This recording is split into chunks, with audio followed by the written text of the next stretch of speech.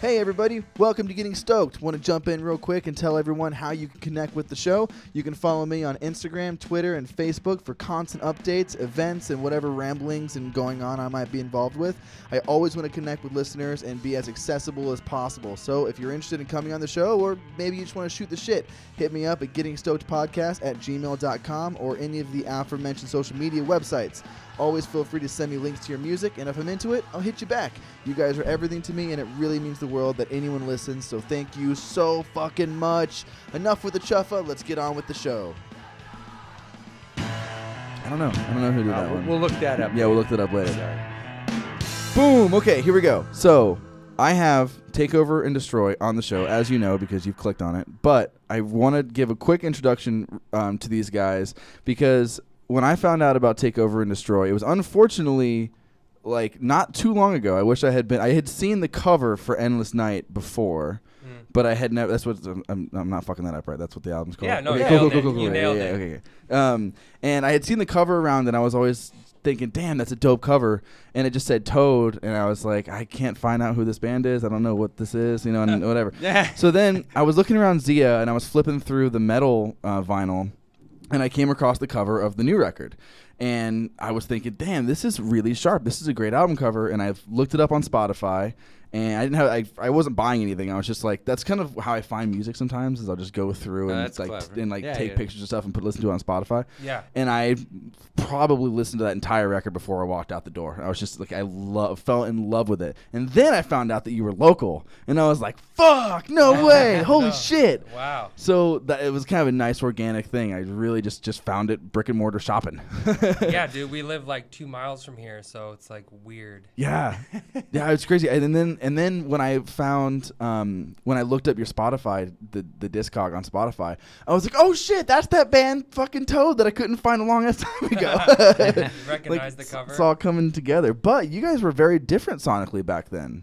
For Endless Night? Yeah. Yeah, I think, it's obvious. We got a little more liberal with the songwriting, I think, with the newer record. Uh-huh. I don't know.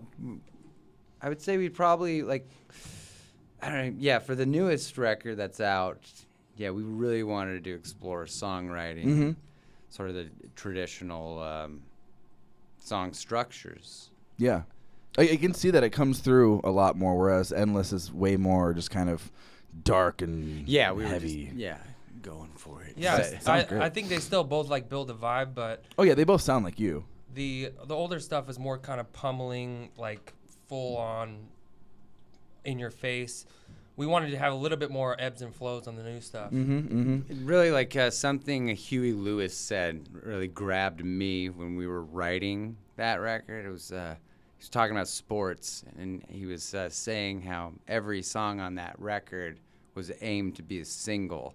So we just kind of thought along those lines. Yeah, I definitely hear Huey Lewis when I listen to the record. It's not, none of that shit's gonna be on a radio or anything. But just let's go for something a little more pop structure there. Yeah. Well, I dig it though. I dig that thank you. That style. I mean, By Knife obviously grabs me, but I think Job Coffins is probably my favorite song on the album. It's really that's a really good track. That was a fun one to write. Yeah, tell me about the writing process of that song while we're on the subject. I mean, musically, it was just started with one riff, led to another, and we just kind of rocked it out organically.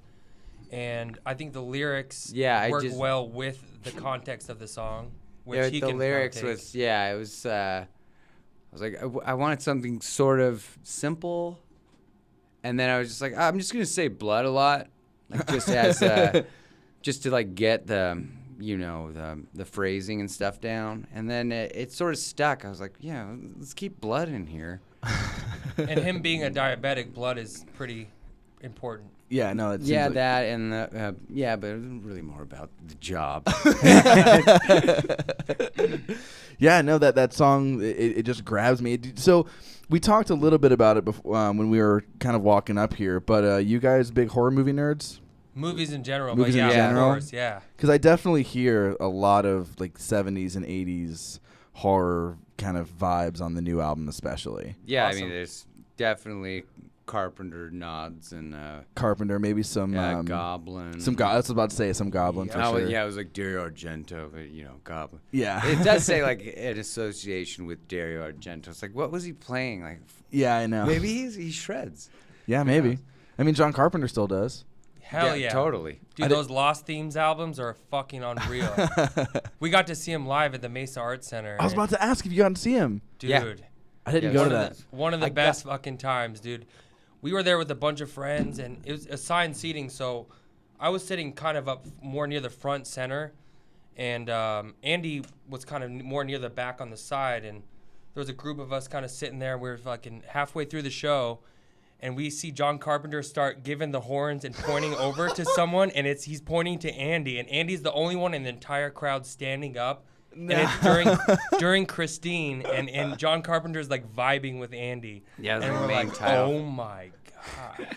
Oh my god, what a beautiful moment. It was. I mean, I have Christine for some reason. That movie, I don't know. It does it for me. That's one of my favorite Carpenters for some reason. That must have been one of the most beautifully like spiritual moments. That should have cured your diabetes. It should have. Right now, it was good enough. Like I was like, wow, he looked at me and that's fucking crazy. I was drunk and rocking out. That's amazing. That's exactly how it should be. Yeah, man. yeah. God, Christine, when I saw that movie as a kid, I've seen the movie 1,000 times, but nothing will ever. I always immediately think of the jogger running down the alleyway with the car behind him. Yeah, and me being a little kid and just like that was one of the scariest, most like death emanating things I've ever seen. Like that and Poltergeist were the two movies where I was like, oh my god, these are so scary. Hell yeah. My mom showed me good movies as a kid, fortunately. Yeah, me too. We were lucky with that too. Good. Like, you can watch Die Hard.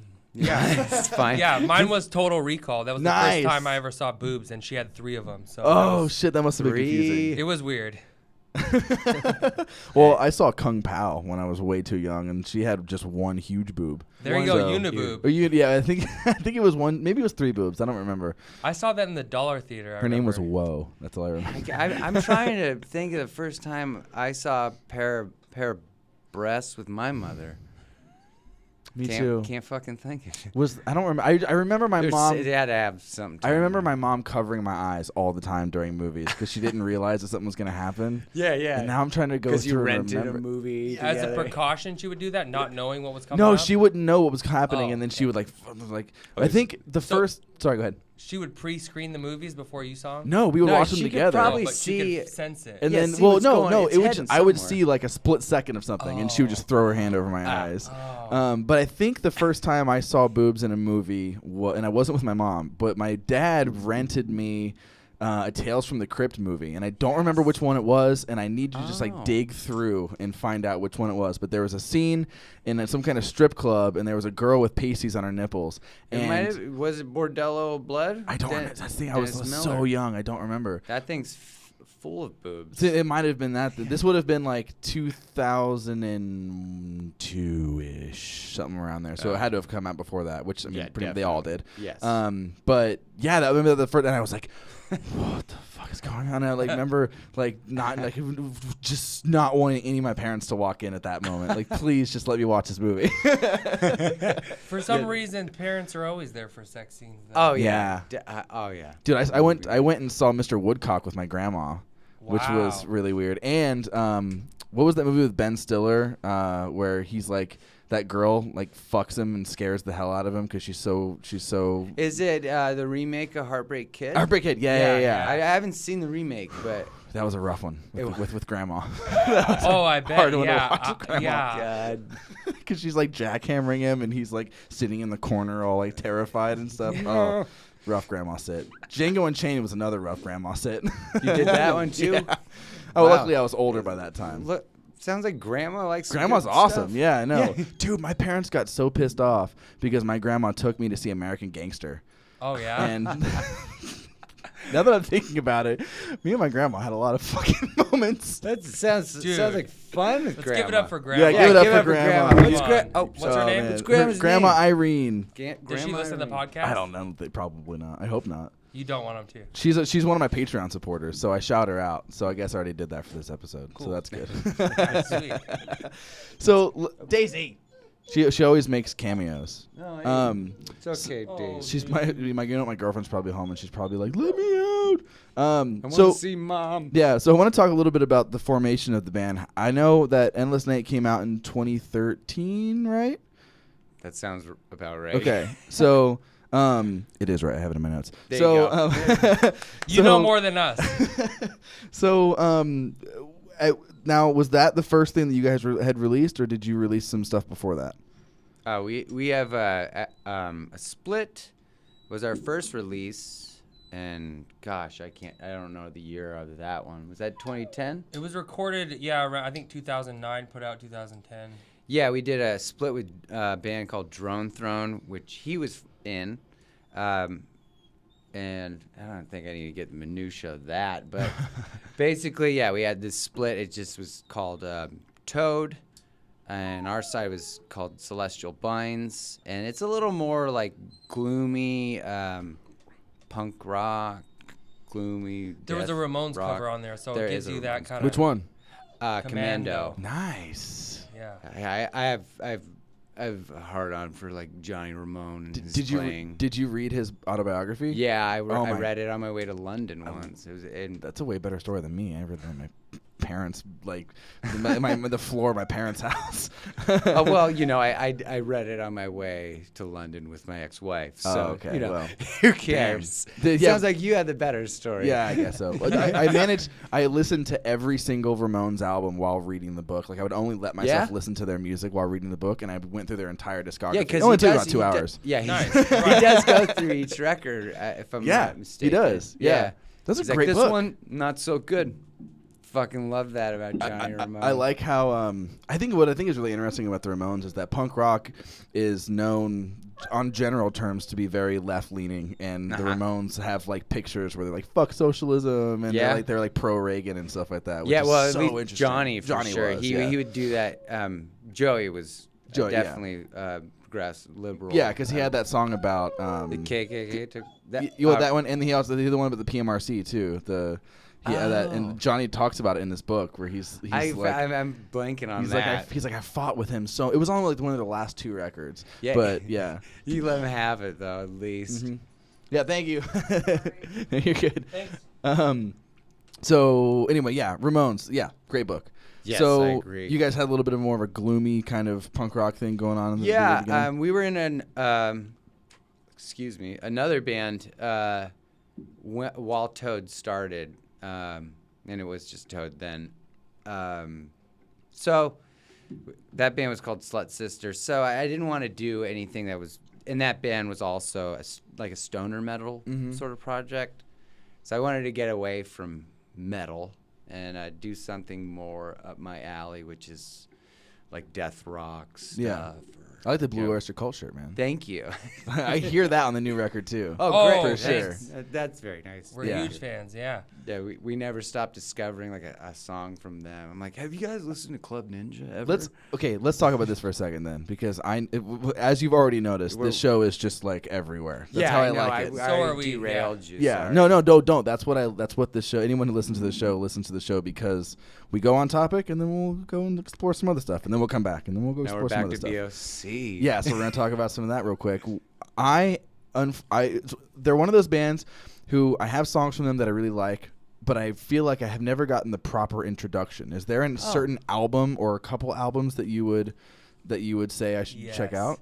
Knowing that I'm into this kind of music. I would say Fire of Unknown Origin. That's the one that I know. All the way. That's the one that I have. Yeah. That's kind of my go-to, and it's a good gateway into their other stuff. But doesn't that have That's God. What's that girl? What's the fuck? Where the God damn it! I'm looking it up right now. Patti Smith. No. The song that I'm thinking of, which is the song that really fucking like blew me away, is Joan Crawford. Oh, Joan Crawford has risen from the grave. God, that's such a fucking good song, man. Yeah, I actually our buddy that was playing and he used to play bass. He was on Vacant Face, Dylan Thomas. He doesn't like that song, and he's a big BOC fan. Yeah.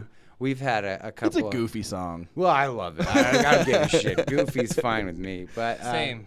Well, but yeah, like Agents of Fortune. That's also good. Gotcha. But I just that's recently, the one with Don't Fear the Reaper. Got it. Mm-hmm. What else is great? I mean, they had that good collection of rarities. Secret Treaties. Mm-hmm. That one's really good. Got it.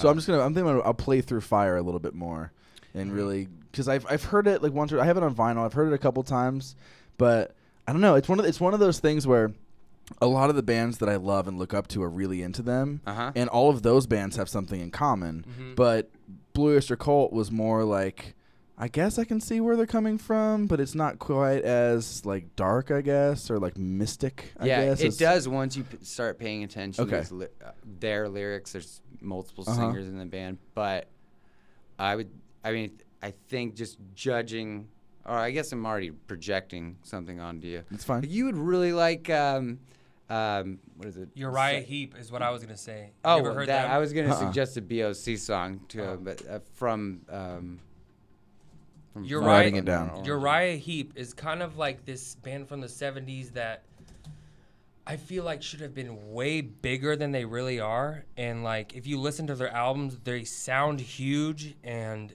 for some reason they're just kind of right under the radar of most people. I mean, people know them, but they're not a household name or anything. But there's specifically an album called The Magician's Birthday where it just opens up to this fucking amazing, perfect kind of rock where you can just put it on and start fucking grilling or doing whatever. Grilling.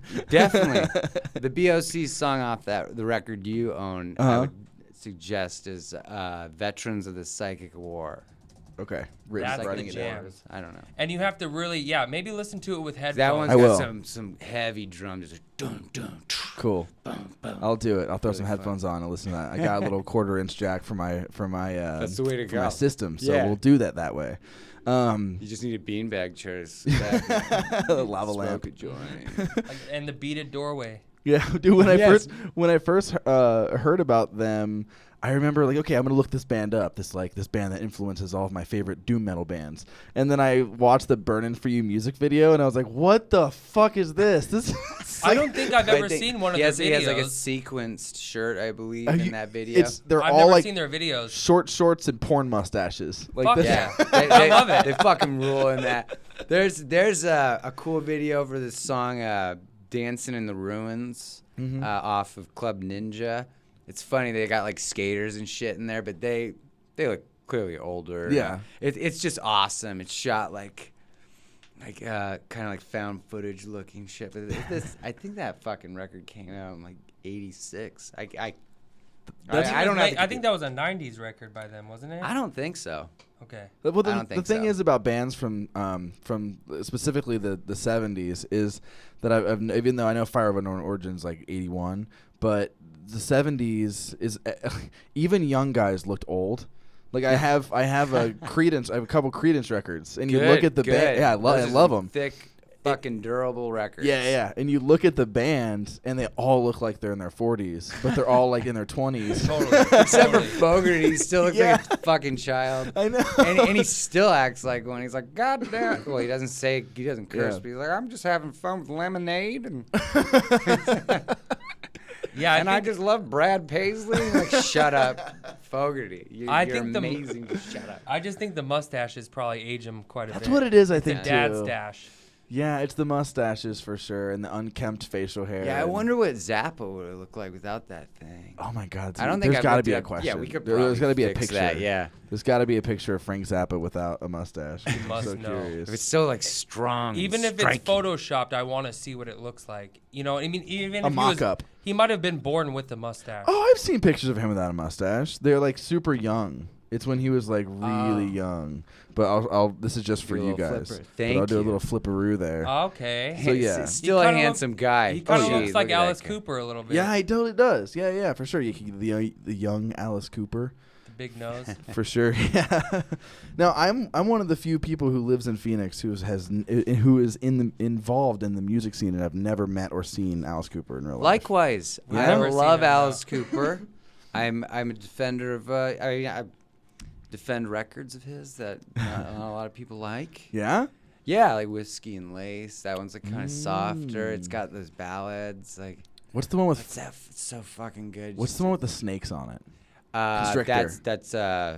Constrictor. Yeah, that was the first one that I heard.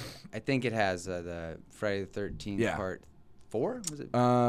He did a song. Oh no, Man Behind the Mask was part 6. Oh, it was? Yeah, wow. I know that, and I'm not that much of a geek. The only reason I know that is because I just watched that movie like 2 nights ago. Oh, okay. And that song plays in it like 3 times. Yeah. Because there's a scene where the kid's in the RV and he's driving away and he cranks up the song and it's the Alice Cooper song and they play it unnecessarily long. That scene is that scene is so long and you're just waiting for this kid to die, but they're just cashing in on that fucking Alice Cooper. Yeah. Oh yeah, burn it into your brain. You're with your baby, bam, bam. Yeah. He's a huge Alice Cooper fan. For a couple years ago, for his birthday, we went to Cooperstown just to feel it out. We're like, dude, what if we see him, dude? Naively, I was like, I think he's going to be there. What happened to Alice Cooperstown? They shut down, right? Yeah, they're out of there. That sucks. What's the deal, dude? I mean, it's Phoenix, dude. It's blown up in a different way now. Back in the day when it opened, it was all because of Bank One Ballpark, so everyone would go to the fucking baseball game and then go over there, get drunk, watch bands, eat huge hot dogs. But I think there's just so much booming around there that it just couldn't survive. Yeah, Alice Cooperstown, I kind of knew, and this is going to sound very snobby, but I was also in a very I'm from if I'm from a piece of the Phoenix music scene, I'm from the indie scene, I guess, because that was the band that I was in, was kind of nestled into that.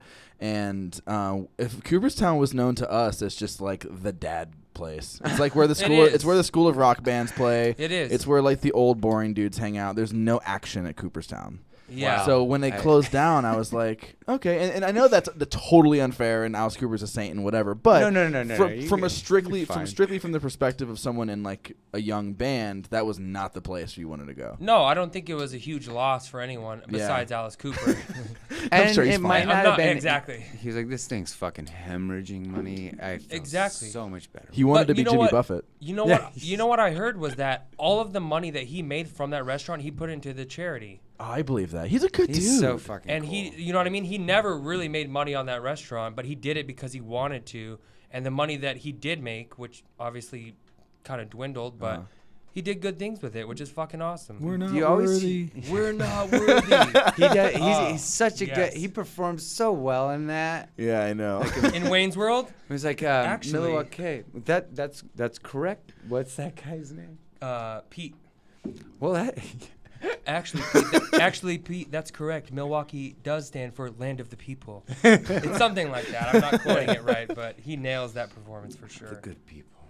And he puts his hand out for them to kiss it. He's perfect. I love this. Wayne's World, man. That's oh my God, yeah. Huge. People still like I still to this day I go to a Guitar Center and if I hear Stairway, it's immediate. My first thought isn't exactly. My first thought is just, wait, haven't you seen Wayne's World? Like, what's your problem? Like, come on, we all speak in the same language here. Like, no Stairway. Denied. Yeah, man, Stairway and Bohemian Rhapsody. I always go right back to Wayne's World. No question. Yeah, it's fun hearing Mike Myers talk about all this stuff he had to fight for Wayne's World. They were like, no Bohemian Rhapsody. I don't know about this. Tell me. I don't know the inside scoop. Oh no, he just he was on Marin, what the fuck, and he was talking about that. He just had to keep fighting, and that's where he met Shep Gordon, Alice Cooper's manager, basically. And he really wanted 18 in the movie, that's and they wanted to do, the new single. Yeah, you're gonna do the new single, but he eventually got that in there. And now God damn, that's a good song. What? Which one? 18? Fuck. Yeah. Or the Ballad of Dwight Fryer. That's such a good one. That's a good one too, man. I like that. Those first couple records, I like a lot. I'm trying to think of that ballad. I fucking love Whiskey and Lace. Like, he totally changed personas. He was like a Private Eye looking guy. For that, he didn't have any of the makeup. I know about this. It's like, you and me ain't no movie stars. What we are is what we are. And he's just talking about, loving and sitting at home with the one. And by the fire, watching some TV, maybe some popcorn. Have you seen that documentary Supermensch? It's about Shep Gordon. No, It's Alice Cooper's manager, but he basically kind of was the springboard for all these guys, and he's just a super badass guy. And you should check it out. I mean, there's some good inside stories on there. But yeah, they wanted a different song, and Shep Gordon was like, Alice isn't going to be in the movie unless we do Frankenstein. And then he was like, I happen to know you're running out of time and you're over budget, so technically you're going to have to do it this way. But he was like really nice. I'm going to give you, he gives out these coupons if to anybody that does a favor for him, he'll do it for he just seems like a super good guy. Yeah. That's why it's called Supermensch. But Mike Myers made that documentary. Got it. I just watched, dude, I've been on a documentary kick lately. I just watched, isn't it? I just watched the one about Trump. My roommate said it was really good. It's fucking really good. Like, that was one of those things where I thought I wasn't going to be able to stomach it. I thought I wasn't going to be able to make it through it. But my girlfriend started watching it, and I was like, okay, whatever. And I sat down, and I was fucking floored. Like, it's really, you really watch somebody go from being just kind of like a really charming narcissist who's just kind of like born into money, but he's very charismatic and very charming, to just be like a bloated baby. Like, you see it slowly happen. And once it happens, it's crazy, because once you see it start to go that way, there's no more like peaks of light. There's no more of him. Usually when you see a big character dynamic change like that, you'll see a little bit back and forth, a little bit of crossfade there. There's not. It's just stark, like fucking. It's crazy. He just committed to asshole baby. Flipped a switch to bloated baby, which I really like that. That was perfect. That one, and I saw that movie about that the guru guy that's on right now, about the guy up in Washington. You mean the Netflix series about the cult? About the Badwan, about American. I didn't see it yet, but it's called West or so Wild West. Wild West. Yeah, something like that. Something Wild Country. Everyone's screaming at their fucking podcast right now. Oh, let's go Wild Country. Yeah, that is. They've all Wild West is Will Smith, big spiders. Kevin Kline, okay.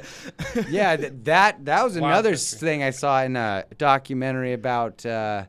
The producer of that movie? Yeah. You know what I'm talking about? His name, but I know what you're talking about. Kevin Smith, he was writing at He got the fucking spiders. He finally got it. Yeah. I love that. Dude, people on this podcast are about to start screaming again, because they're people who know this show are listening and going, please don't ever bring up Kevin Smith anymore, because the second anybody says Kevin Smith, I'm like, yes. Well, he's my dude. We're down. I love Bruce Springsteen. I have a big erection for New Jersey. And I've never been there, but love Kevin Smith.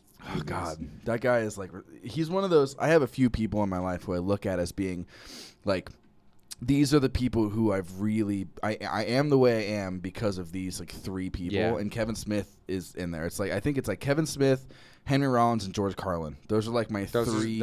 I can see that in you already. That's solid, right? That's pretty solid. I like that. I feel like that's a good trinity. Like, oh yeah. They have all got something. Carlin, people are always fucking with you with rhetoric.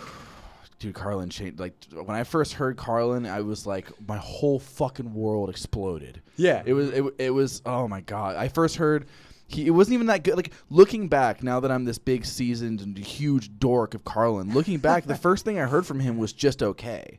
It was, You're All Diseased or whatever. It was like the one was like post 9/11, and the whole thing is just like fuck these people.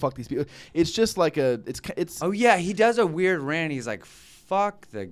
He's like fuck guys named Todd. Fuck this and that. It's like and it's really funny. But when you look at his arc, but I was also like 14, so that's what's gonna appeal to me. I heard Josh Homme from Queens of Stone Age talk about when Carlin blew his mind, and it was a joke that hopefully I don't fuck this up, but they were like, Mr. Carlin, please get it on the plane. And he's like, fuck that shit. I'm going to get in the plane. Yes. Evil can get on the plane. Yeah. Save that shit for the daredevils. Yeah. It was like, please But what he else to say is like, please put your seat back forward. Well, I don't bend that way.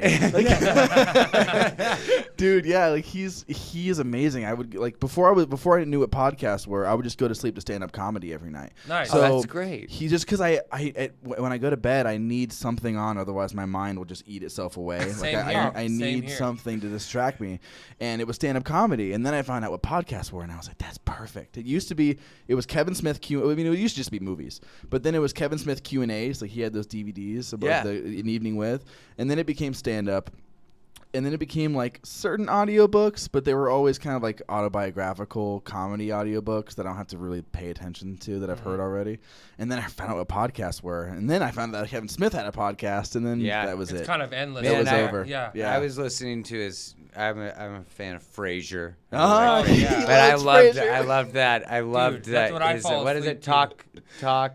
What's it called? Yeah, he does. It's a nice little Talk salad and scrambled eggs. Yes. He does that with.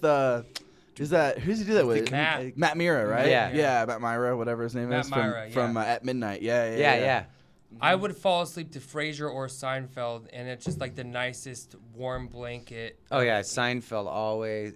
For some reason, Always Sunny is always good sunny. for me. But people are like, dude, how do you do it? They're fucking yelling I would just all laugh the time. too. Yeah. My comfort blanket and my girlfriend fucking hates it. She hates like there's like I like for a while she was allowing it, but she just couldn't do it anymore. And it's Cheers. Because I would watch Cheers when I was a kid. Cheers. I would watch it with my mom. Yeah, and, yeah. She's a little bit younger than me, and she doesn't get the Cheers thing necessarily. And it like watching it subjectively, it's Diane. not good. But like, and I only fuck with the Woody shit. I don't go pre-Woody. Like I like that. That's my era. So that's not my era, but that's what I like. Yeah. And God, she's just like, no, I don't want to go where everyone knows your name. Fuck this show. I'm done with this. Like I'm so not into it. It's like I'm sorry, but it's Have you seen Frasier? Comfy. Yeah. Try to sell her on that, right? It's like Niles is undeniable. Yeah, man, I love that stuff. And all the Nick at Night stuff, too. Like, growing up, I love, like, all the Will Smith, like, Fresh Prince and Cosby and Cheers. I'm going to say that. Those are my two comfort blankets. Cosby Show was so good. I never watched The Cosby Show. It's funny. I never did it. It's funny. Cosby used to put me to sleep. So, nice. Yeah, that's rough. Sorry. Yeah, I was like, yeah, you gotta. Yeah. You gotta.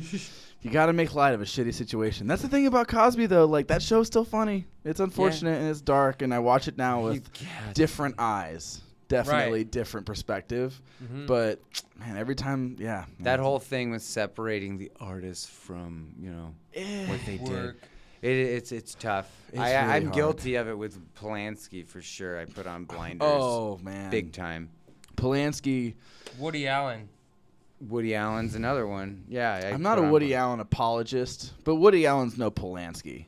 Like, Polanski fucked up. Yeah. But Woody Allen is just kind of fucked up. You know what I mean? Does that make sense? He's like, well, within the rules. Yeah, I mean, he's that's the thing. Woody Allen is technically like within the rules. It's in bad taste and it's weird. Polanski sodomized a child, 13-year-old? 14-year-old boy. Yeah. It was boy, right? Girl. Okay. Girl.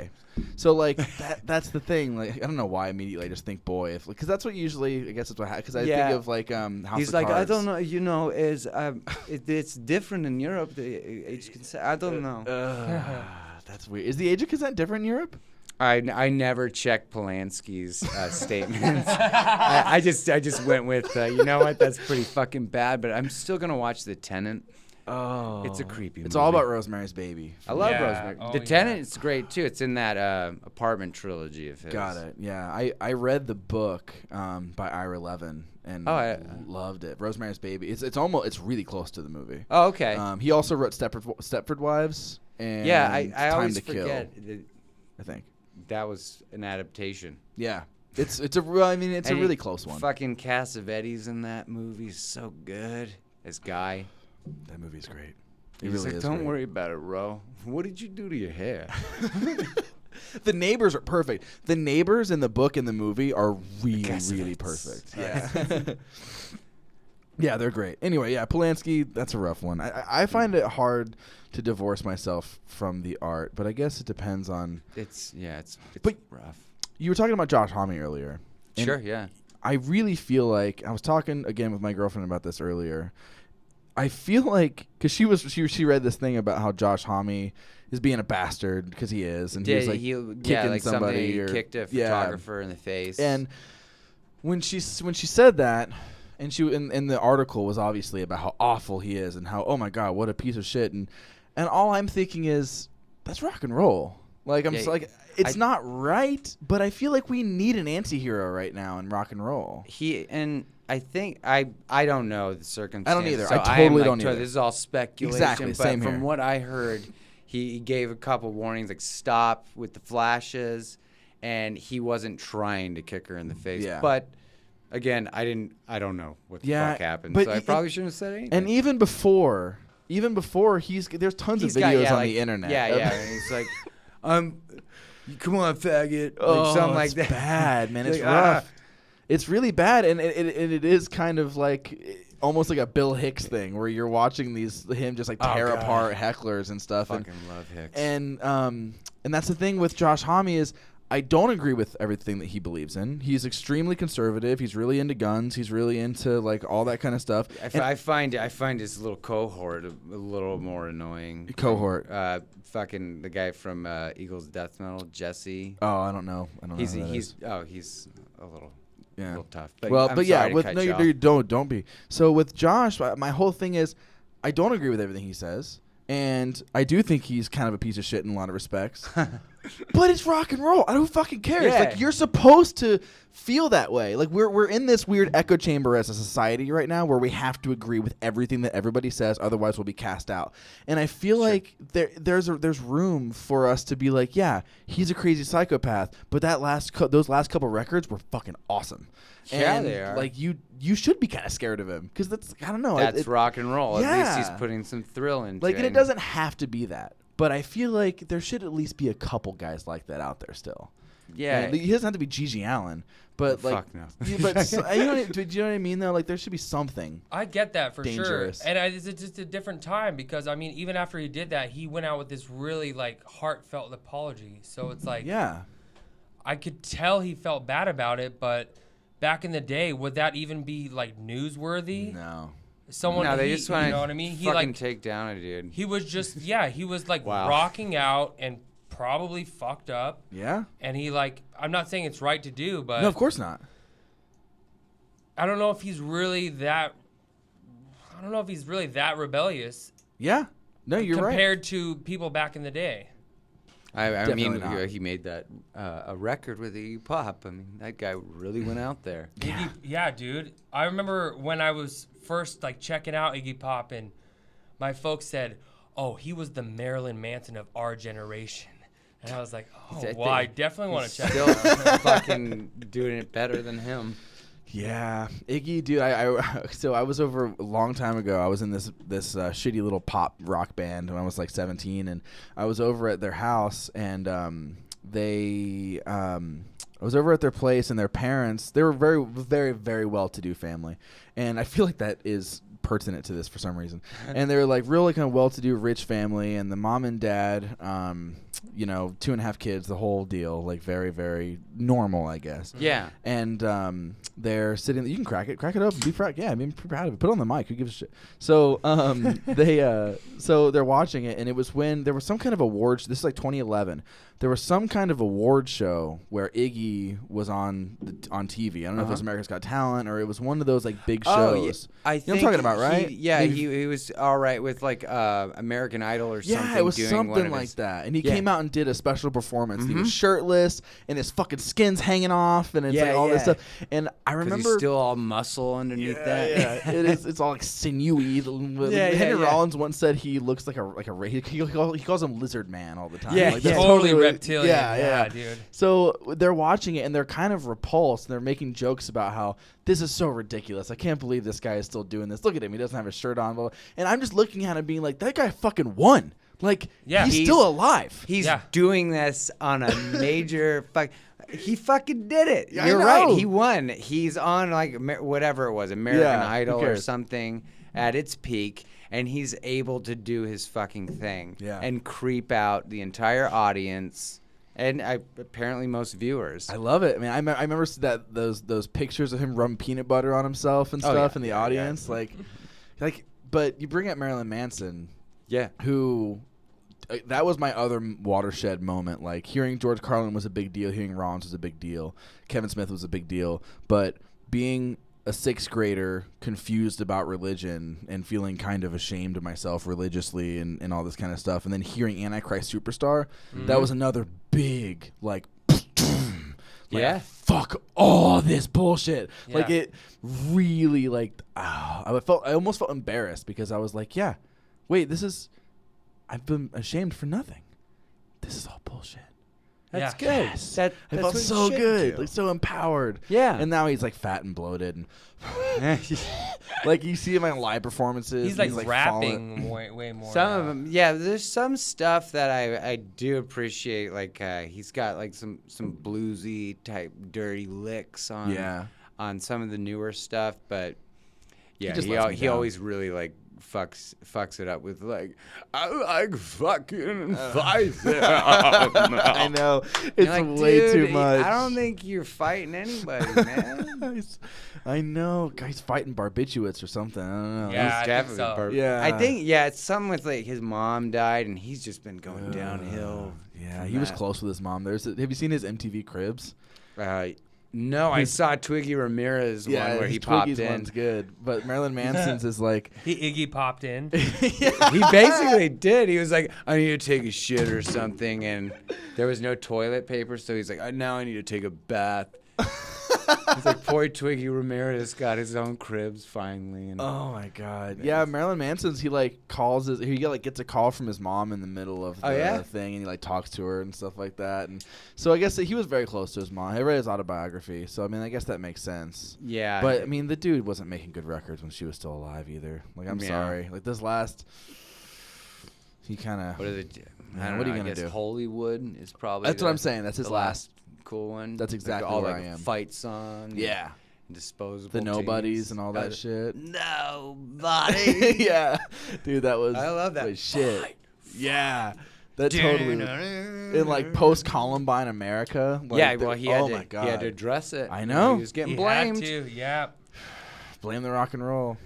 Shit's crazy. But apparently now he's just like fucking fighting. Yeah. Well, what are they? I mean, he is the god of fuck, as you remember. Oh, I didn't know he got that title. Well, he has in that. It's a song. It's in a song. It's in "Cake and Sodomy" off of their first record. Like he just like repeats, "I am the god of fuck." Oh yeah. I forget about that shit. Yeah, I know. It's great. So for everyone who's listening, and you'll see it in the picture that we'll take together, but Andy has a fantastic jacket on with some patches on it, and I want one. I need like a battle jacket. A battle jacket. Your battle vest or whatever. And I'm just kind of creeping on what you got going on here. You got a Cramps. Yes. You got a Love Will Tear Us Apart. So I got a Joy Division. Yeah, we got Tears for Fears. Nice. Sisters of Mercy. You got the Cure one. I got you that in L.A. when I was playing with Vaughn. Yeah, this is actually a Smiths one, a reference. I love this. This is why your band is so good. And here's Dario Argento. He made that one. Yeah, I drew that one. Fantastic. So. Well, go ahead. So this is why your band appeals to me so much, because I listen to plenty of metal music, but there's always the bands that I truly fall in love with are the bands that usually there's exceptions. There's some outliers. Outliers. Yeah, they are. There are definitely some who are just like by the book. This is just what it is, and it's fine. But usually the bands who I truly fall in love with, and you were one of them before I even knew that you were local. Like this wasn't. I can't harp on this enough. It's not that you guys are local, and I'm like, oh, check out this local band. Like I just thought you guys were this killer fucking band I found at Zia. I had no idea you were local for quite a while. Well, that's awesome. Yeah, it's cool to hear. Yeah. Back from anybody. Totally. And on my lit, and I'm definitely like telling how the sausage is made.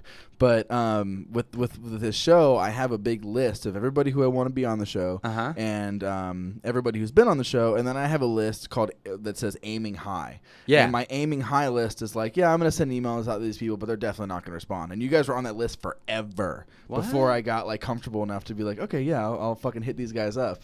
Wow, like, we're always. I know, but I hadn't. That's the thing. Yeah, you don't know us. Even though I've been doing this for a minute, I still get super fucking like starstruck, I guess is the word. Like I still feel like, man, there's this band over here. We're just guys. We're using your bathroom and everything. Obviously, man. I know it's crazy. Thanks for asking us to do it, man. Yeah. Thank you. Anyway, not to be on that, but to go back to what I was saying, I can tell the reason that I like your band so much is because you have many other things going on at once. It's not just metal music, and that's so obvious by your dress. You're not wearing a dress, but how you are dressed. I very well could be though. It's obvious. Like, okay, this is I guess what you call a metal record, but the singer is covered in like these really cool kind of like new wave from the and Big Chair, and I'm obsessed with Oingo Boingo. They I don't understand. Yeah, obviously you are too. Can we talk about Oingo Boingo? We can do it. Let's go to Elfman here. Oh my god, I'm like you can't see it, but my legs are jumping up and down right now because I'm so fucking excited. Because that's one of those things I never hear. The only person I've ever been able to have an Oingo Boingo conversation with was Mark from Yab Yum, Mark Anderson. He's a big Oingo Boingo fan. One time I emailed Henry Rollins because he just responds to anybody. And my dopey fucking question was, did you ever like Oingo Boingo? Because I like them a lot. He does say something about them and get in the van. Does he?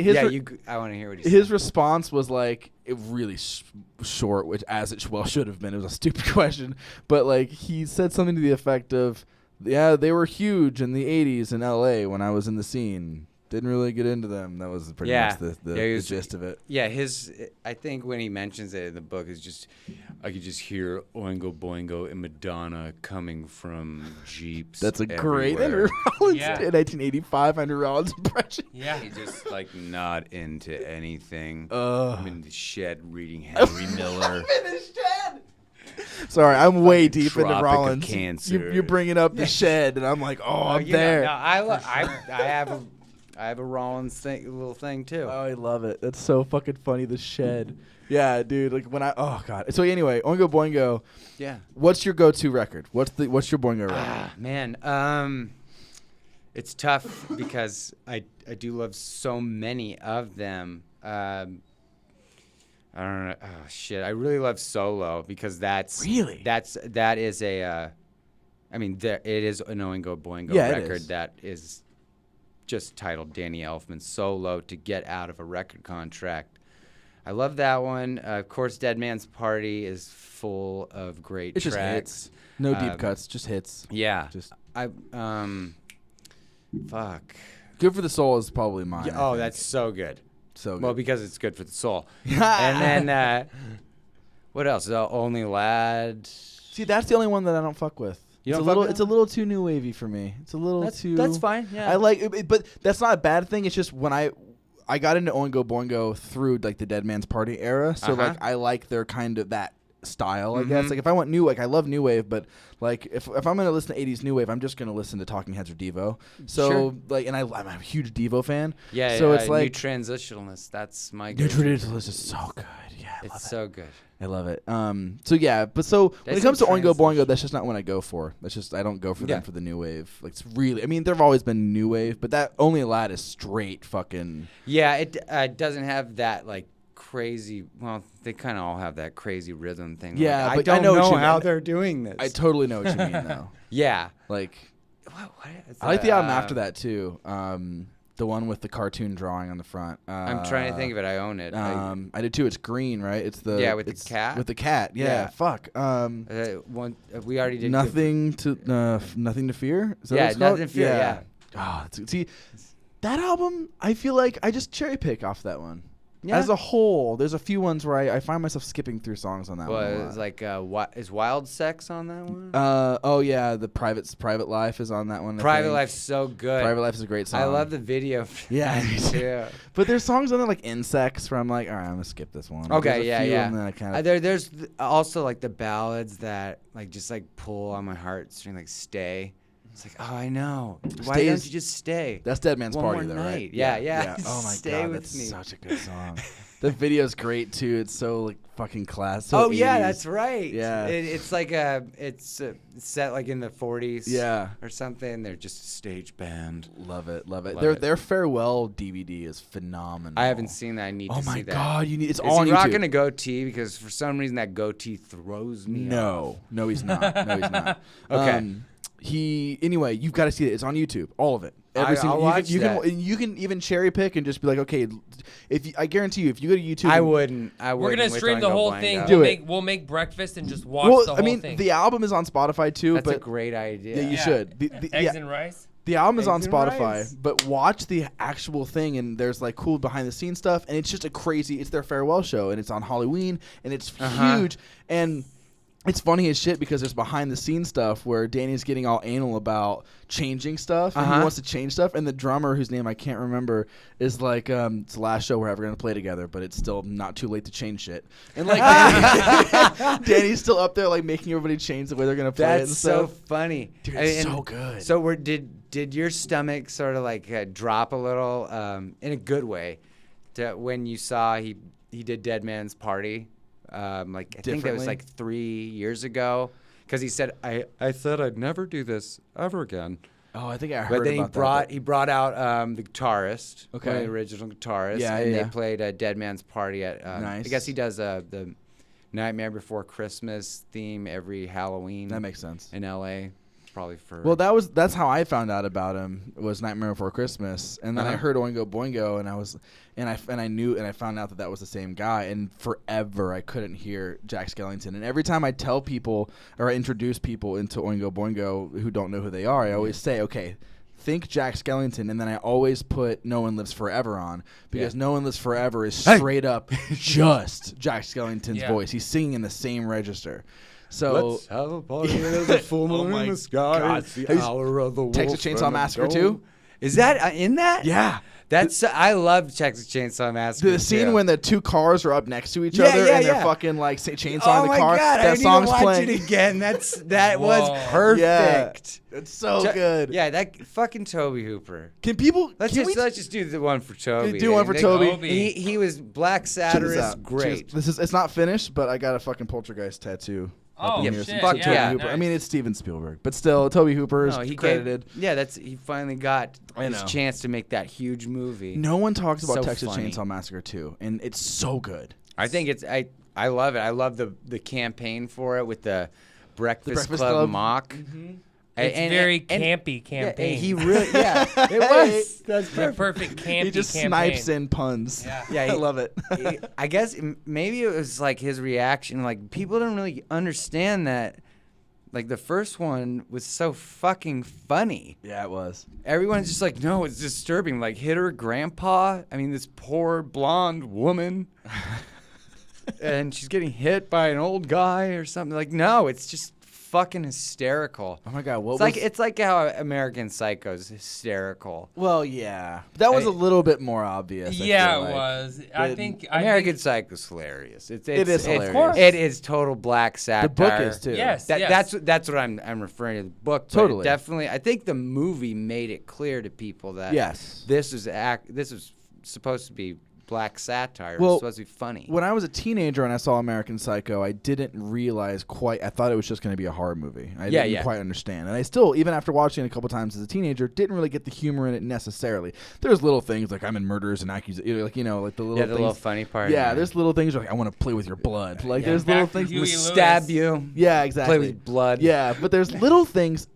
When I got older, I think I took a few years away from seeing it on accident, and I watched it again. And there's that scene where, any scene with the businessmen talking is fucking cards, hysterical. Dude. The business cards Oh my when they're God, talking about the fonts. Yeah, and he's dude, sweating. Oh my God, that's the best. It's more apparent in the book that because he won't mention even in like the beginning, he doesn't tell you who he is till after he describes where he lives and the exact building and what's on the walls. Then he says, "My name's Patrick." Yeah. But they're always everybody gets everyone's names wrong. Yeah. In the book. Yep. It's a little bit in there in the movie, and he describes what everyone's wearing, like to the socks. Like it goes. It's great that the detail. Yeah. Like David Foster Wallace, his review of what he thought of American Psycho was it was a Neiman Marcus catalog, basically. But here's a good Easter egg for the band, though. I mean, that scene we're talking about with the business cards, where he's talking about the raised lettering. Yeah. It's bone. Yeah, bone white. Yeah. Well, one of the fonts they reference is Pale Nimbus. And we have a song called that from our album before Endless Night called Rotten Tide, which we kind of brushed over. Yeah, we totally. I was gonna get to it. I got it written down. Okay, we start talking about movies. It's all good. No, I'm just saying like that. Yeah, Pale Nimbus. I mean, so since and Rotten Tide was also a reference to Creep Show. Our favorite segment, Creep Show, is Something Tied You Over with Leslie Nielsen and your Ted boy Danson. Ted Danson from Ted Cheers. Danson, there you go. I love Ted. Here's to Ted. Here's to Ted. Here's to Ted. Yeah. With big appreciation. What was that movie that Ted Danson did where he was like they did porn and stuff? Do you remember that movie I'm talking about? They all like a whole neighborhood needed to raise money, so they made a porn together. And Jeff Bridges is in it. Ted Danson's in it. I don't know this. The Amateurs. I want to see The it. Amateurs. I think it was one of those just like weird indie movies that just flew under the like you know how every once in a while there'll be an indie movie I would with love to see that. There's like an indie movie with a cast that's fucking huge. Yeah. Like it was one of those and no one ever saw it. It just kind of went away. I think it was called The Amateurs. But I mean, I remember it being funny, but I saw it a really, really long time ago. But I think he was gay. He was gay in the movie, and the whole time he plays effeminate so well, like in Bored to Death. The whole time he's just like, "Yeah, guys, let's get some pussy." Woo! Like really obvious. Yeah. And everybody knows that he's gay, and he's just like, "Yeah, man, whew, girls love him." Like, God, I think it was called The Amateurs. Yeah. Yes, 2005.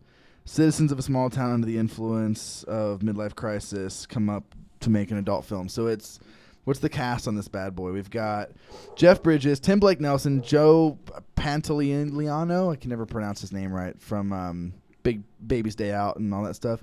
Ted Danson, William Fichtner, Patrick Fugit, John Hawkes. It's just like goes on forever. Like there's so many people in this movie. Yeah, I would definitely watch this. Alex D. Linz, the kid from Max Keeble's Big Move, which I remember as a little kid. There we go. But anywho's or what's it? So we didn't talk about Vacant Face at all so far. Not yet. We should talk about that right now. Vacant Face. Now Vacant Face comes out only a year after Endless Night.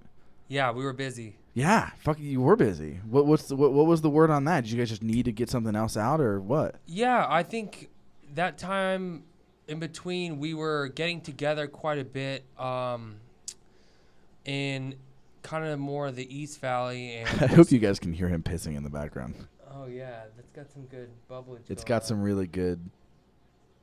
Nice. It's sonically pleasing. So yeah, good tones. This is I think perfect. That's a B major. Yeah, exactly. This is perfect. Yeah, let's auto-tune that piss. Perfect. Sorry, anyway, Vacant Face. No, yeah, we would basically get together on this canal by my house and go and write on acoustic guitars. Really? And yeah, we'd go out there and have a good time in the middle of the night, like really, really late, and like just kind of came together really easily, really naturally. We'd write the songs fully on acoustic. And at the time, we had been kicked out of our practice space, and we were writing the record at our drummer's house, and he lives like right in the heart of Tempe, like Millen University, and so good area.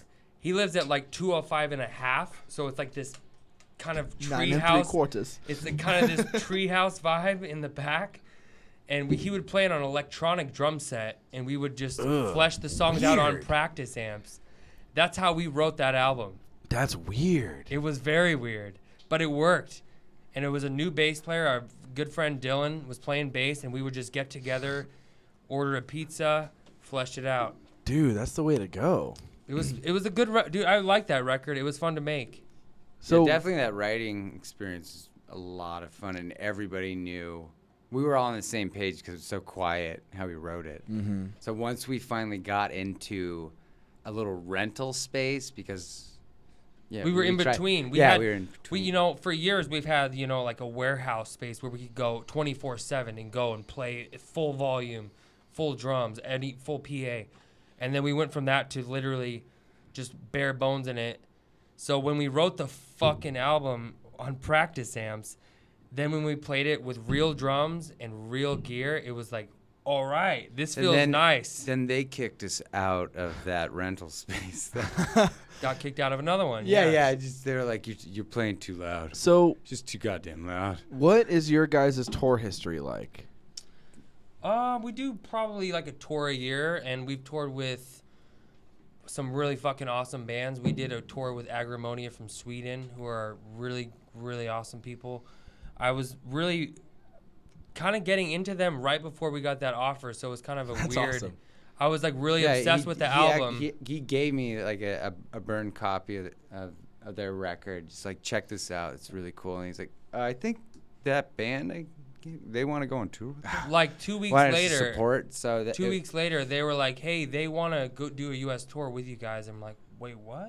Dude. Yeah, it's got Martin from At the Gates is in that. Oh shit! Yeah, so it was you went on cool. tour with one of the guys from At the Gates. Yeah. Well, it was nice to like be able to pick his brain. Like we got to, because we were kind of obsessed with Dissection as well.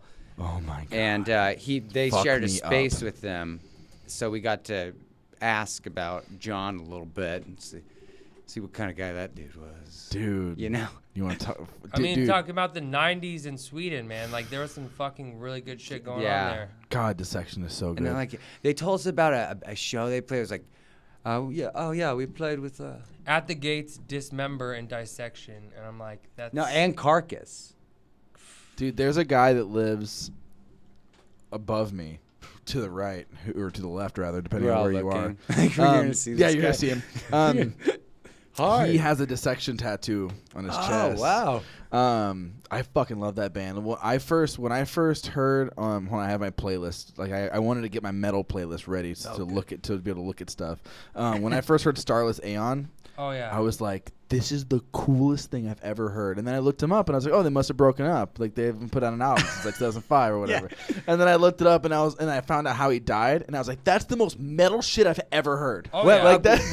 What did you hear? Because I heard it was he did it after he impregnated his girlfriend. Whoa. He's gonna be reincarnated. It was like some sort of weird blood ritual. I did not know that. That's not as metal. But all I heard was that he shot himself in a circle of candles with the satanic grimoire behind him by him or something like that. Like, that was all I heard, and I was like, fuck yeah. Yeah, but what I heard. I mean, who knows? Who knows if that's true? But let's just go. Yeah, with it. that's one of those. That's one of those bands where it's like, oh, you like Satanism? No, you don't. Listen to Dissection. Yeah, Anton LaVey was funny and shit, but listen to this. Yeah, he's a nice little huckster, man. little smoke and mirrors. Like, I was so into LaVey and Satanism in high school, and then I read Ayn Rand and Friedrich Nietzsche, and I was like, oh, fuck I get that it. Guy. This is literally. He's literally. He's like, it's Ayn Rand, Friedrich Nietzsche with really cool imagery. Like that's all it is. He's a huckster. And some good exactly. He is. He's a carnival guy. Yeah, I mean, if you're really into magic and stuff and deconstructing that, I think Aleister Crowley. You love. Well, yeah. I meant like even just like Magic Castle. You know, magic. The like magic David asshole. Copperfield. Yeah, like little cops. David Blaine. Do you guys remember that fucking show where the masked magician would reveal stuff? And it's on Netflix. He was exiled. Oh, he's back? Yeah, the original show is on Netflix. Because the last episode he took the mask off and everything. I don't remember. He was exiled, banned. dude. That's what no you guys, Magic Castle for What him. you guys don't know, that's the guy from Ghost. That's the guy who's not paying anybody in Ghost. Sounds like he's a fucking rat. Magician reveal. Oh, very timely pun. That shit just came out. Fuck me up. That's great. Yeah, man. God, I love Ghost so much. I really do. Too. But when I found out about all the shit that went down with Ghost, I was like, it's disheartening. Disheartening, not surprising. Definitely gonna buy the next record. Yeah, I mean, we're just gonna get over it. But the other guys are in a different band now as well. They it's have an always old, been. it's an old. Have new you heard band. Subvision though? But I mean, you're saying you play in like an indie rock band. It's more like these the guys. Smiths. Yeah. See, I was in an indie rock band, but that's never like it's one of those things where I fell in love with the music and I fell in love with the guys and I wanted to do that band, but indie wasn't always my dig, I guess. It was just kind of like what I fell into. Uh-huh. I don't know what I would say I prefer. Now I'm listening to fucking everything. But that's great. That's the way to be. I don't man. have we an do indie too. slant. We Yeah. listen to everything too. You can tell. That's why the record's so colorful. Thank you. It's Thank not you. just a fucking straight anything. It's very, very colorful. Thank you. And that's what I dig about it. I was immediately 4 seconds into the fucking first song on that new record, and I was like, yes, absolutely, this band is awesome. And I texted my cousin who lives up in Missouri, and I was like, hey, and he's a huge metal guy. Yeah. Like there's certain people who it's just like they're purists. I mean, there's a lot. Definitely. I'm not one of them. I look up to those people. I'm not one of them, unfortunately.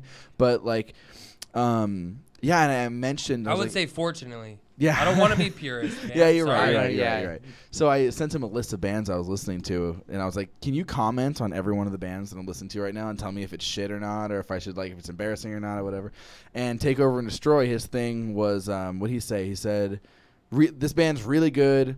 I haven't listened to them enough, but they're cool, or they're really good, or whatever." Wow, So you I guys think are a reaching. purist would like, not out like there. us. No. Cool. He was already aware. Yeah, he already knew. He's like haven't paid them enough attention, but I know who they are. That's So, awesome. At yeah, least good for you at least guys. listen to it. Thank you. You're famous. No. As fuck. You're breaking. Yeah. What is We're- this shirt? I've been trying we're to figure out what broken. your shirt is. This Oh. is Rocky Erickson. Oh, it's a Rocky Erickson shirt. Nice. I was trying Yeah, we're this big. whole time. I've been looking at the font, It trying to looks figure out what kind it of is. like Rob Zombie, which I don't like. It's But like Jesus a little bit too. as a good anecdote, though, I wore this shirt. I went into probably about a year or so ago. Talk on the mic. Sorry. You're good. Here we go. You can raise it up a little bit. Yeah, I'm kind of tall.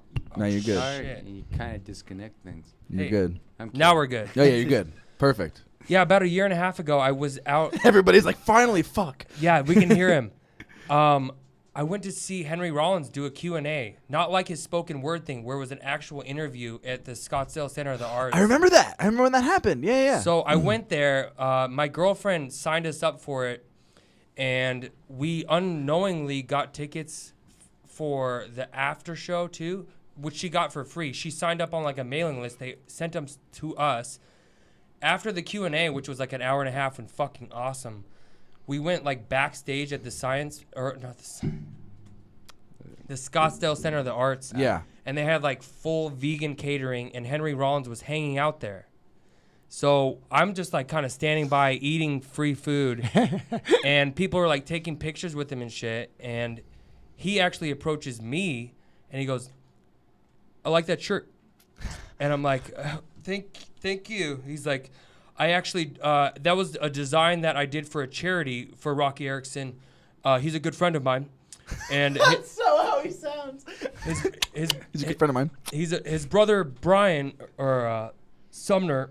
He contacted me, and Rocky needed a new set of teeth. So I said, "Sure, I love Rocky." And when I got in the room with him, and he goes, and when I got the bill, I had to ask, "What were those teeth made of? Gold?"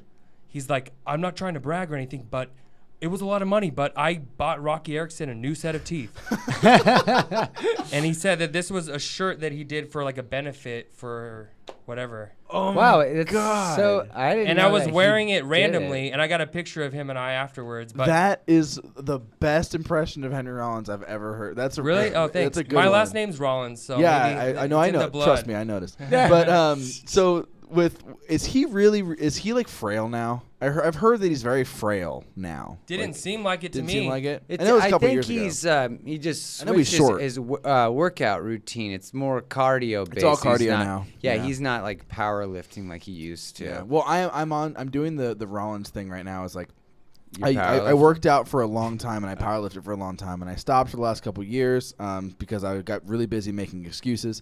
And then I'm doing it again now, like 5 days a week, really hitting it. But I'm strictly wearing extra large clothes all the time. And then in like 4 months, I'm gonna actually look at myself Fill it and out. like actually wear clothes that fit me. That's a So, good idea. Which is right now, I'm just like, yeah, fuck it. I'm just like wearing extra large clothes. I'm like, I look bigger than I am, and that's fine. And I'm gonna do that for a while, and then eventually I'm just gonna have. Cause that's what he did. I'm sure, as you guys have read, like with Mr. Butterworth, like a long time ago, like he had that guy who just told him, "Don't look at yourself for 3 months or whatever." Oh Yeah, yeah, that was Yeah. awesome. That's what I'm doing right now.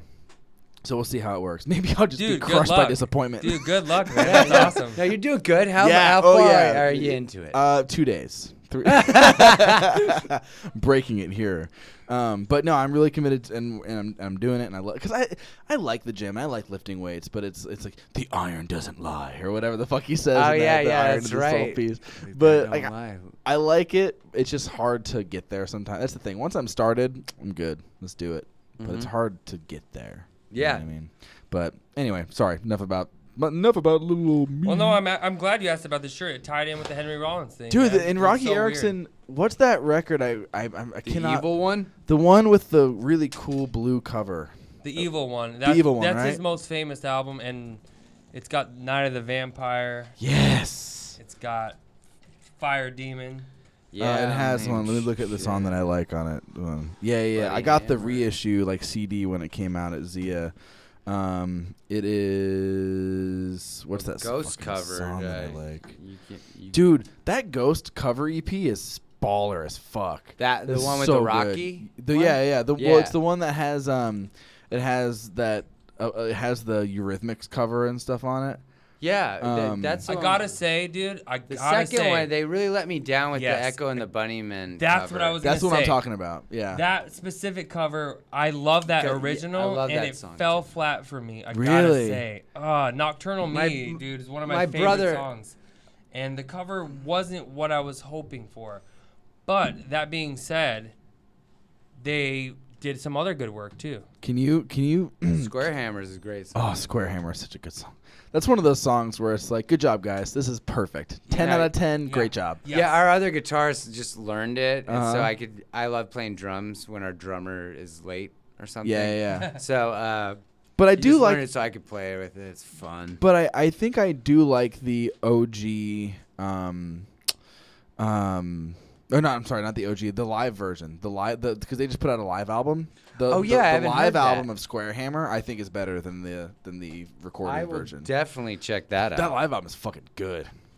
What I've heard is that the new Ghost album, they're gonna tour with no backing tracks, which is kind of cool.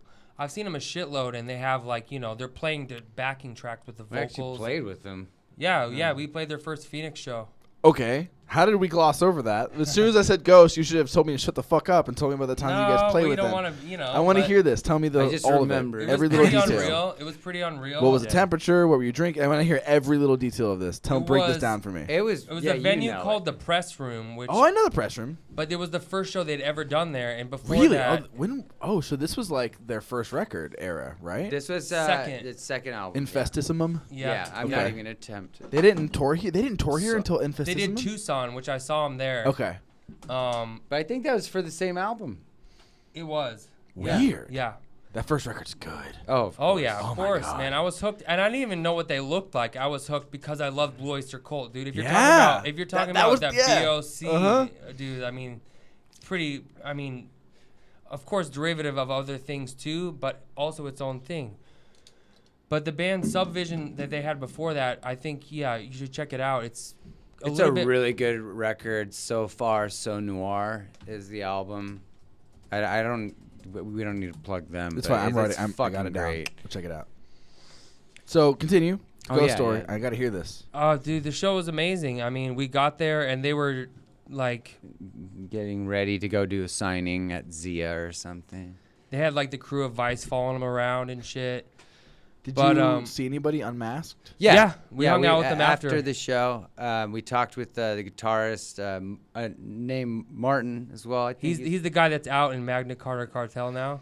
He came up to us and was like, "Great set and shit," and he's super cool we guy. talked for a while, and couldn't be. He's got all the tattoos, and he's like kind of cool. And he did the interview. He gave us like advice about like touring. He's like, "Sure, have a good time when you're touring, drink, have drugs, whatever. But when you get home, it's time to calm down. Chill out. Calm down on those things." I was like, that's awesome. Good, thank you. Thank you for also reminding me of that band name. I was trying to put MCC. I was trying to remember it this whole time. The stuff they released for that sounds great. I was into it. And that's another dead ringer. for the singer, who's what's his name? The singer Ghost. Martin Tobias. Oh, Tobias. Tobias. Yeah. He sounds so similar. He's exactly that guy, and exactly the guy from the other band. Yeah, that was in before. Yeah. And so that's why when everyone started saying, "Oh, his name's Tobias Forge," or however you pronounce his name, I looked back. Like, he's in this band, and I looked back and I heard the band, and I was like, "Okay, yeah, duh." Like, there's no way anyone can dispute this. It's done. Like, done. We figured it out. Yeah, it's instantly recognizable. Yeah, totally. It didn't change anything. Yeah. It's so weird. Like, I think it Apparently was he's a piece of shit. What a bummer, too. It was like right when the second album came out, and that's when I discovered them. That's when we found Subvision, and like you could still see like years later in metal magazines, they're like, maybe the members of maybe the singer of Ghost is one of these idiot tom players from Slipknot. It's like, he's never unmasked himself. It's like, what are you guys doing? Yeah, I know it really sucks though, because I guess it makes sense when I heard that he's like he's the mastermind. You guys have seen the Lego movie, right? The Lego movie? Yeah. Yeah. Okay. The reason that it's on, I just watched it today in class. He's the Will Ferrell? He's the president business of Ghost, and the reason that I kind of picked that up pretty quickly was he was talking, like they were talking about how he does everything. He does all the finances, all of the management, all the whatever. Interviews. And that immediately, when I found out that he was owing everybody money, and they had him, the band claims to not made any money on tour and the world tours and all this kind of shit. All of it kind of came together, and I was like, oh, okay, yeah, that makes sense. That guy had way too much control. Like, either if you have that much control, you're an awesome boss or a shitty boss. Right. Like, there's one of the no two. gray area. You're so right. You're so right, yeah. man. Like because I've had bosses or whatever before who have all the power and they're fucking awesome. Please take it all. Mm-hmm. But if you on the same fucking coin, man, you can be the opposite way. Like that's how it goes. And I feel like it was probably a lesson learned for him, man. I guarantee you he's going to treat his new band differently. Because it's like, dude, it's fucking lawsuits and it just shit sucks. Gets nasty, dude. When money gets involved, shit gets nasty. It does, man. Whether it's a band or it's roommates or it's whatever, like money. It does, man. It changes shit. It changes shit hardcore. It's scary. I've got the American Jesus. Nice. It's all tying back. It all comes back to that, man.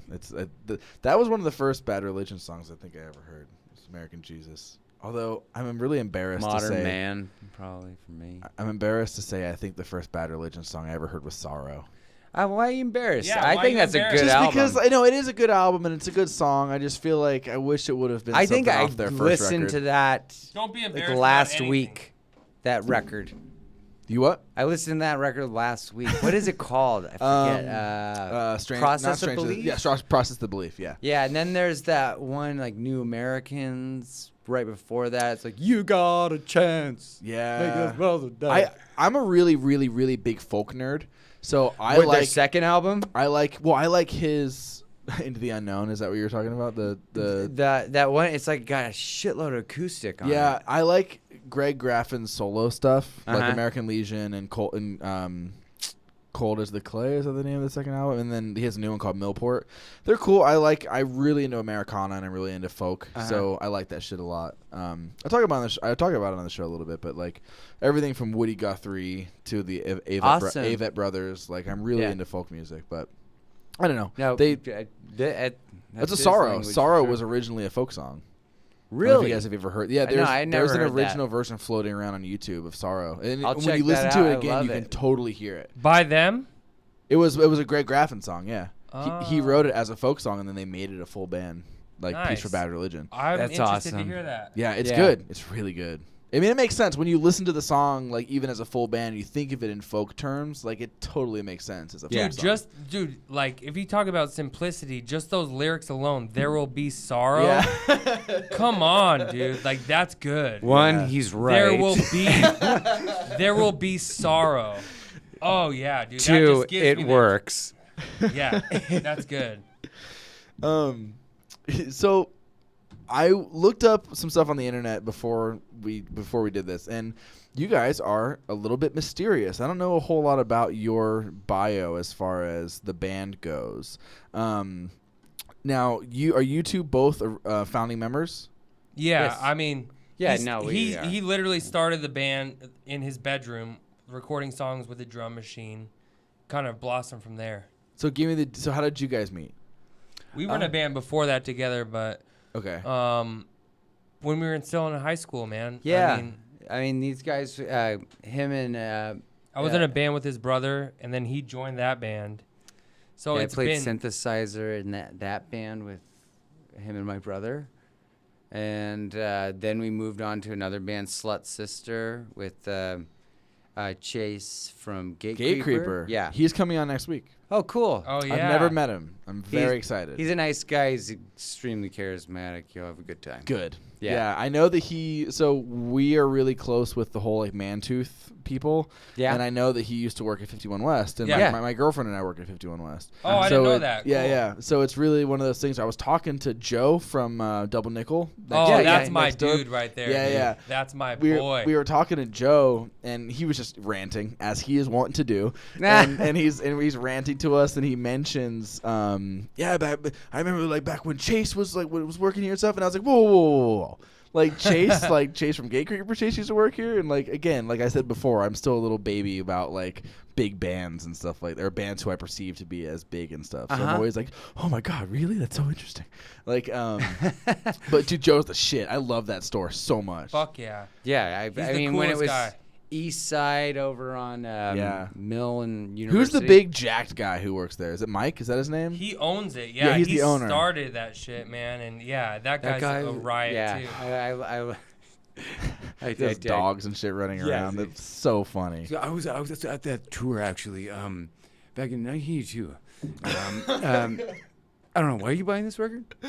Oh my god, yeah, they're great. I love that place so much. So cool. Anyway, yeah, 51 West Chase. So you guys were in a band with him? Yeah, Slut Sister. It was Okay. It was I'm gonna bring this up for sure. when Oh it comes on. yeah, he'll love to talk about it, I'm sure. But yeah, we did this little stoner metal band that was his brainchild, and What did you do in the band? I played bass. Okay. And I did some vocals Got it. as got it, well. And then Alex here played guitar, and we had our other buddy Shane Taylor. He's in a band Drainage now, from San Diego, right? No, L.A. L.A. Long Beach area. Drainage. Nice. Yeah, they're cool as fuck. Drainage. Yeah. Ew. Yeah, so we're all doing. It's one of those words. Yeah, Just you're don't like- like discharge. Ugh. Right. Not, yeah. I think that's Don't what they like were it. going for. Yeah, I'm sure it was. Probably. Drainage.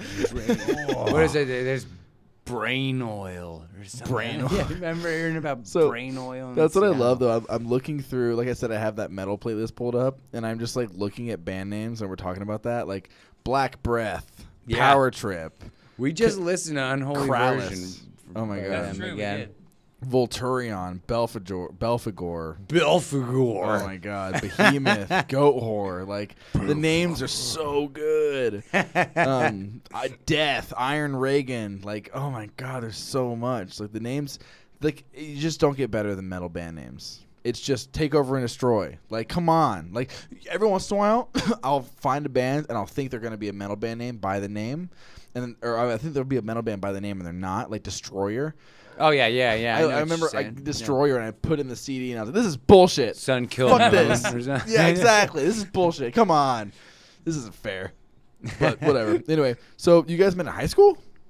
Well, we went to different high schools. All my friends got into drugs and shit. I wasn't into that. Good for you. Yeah.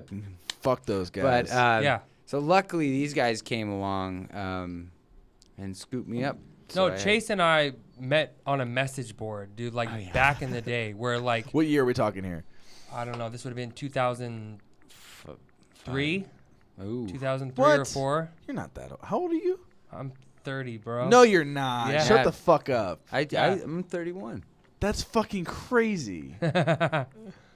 No, sorry. yeah, so We're still young. I we didn't met mean on to out your ages. we met on a message board. I don't mean to out your ages. That's just, all like, right. It's all right. It's just fucking crazy. You guys, I can't believe that you guys are 30. That's so wild to me.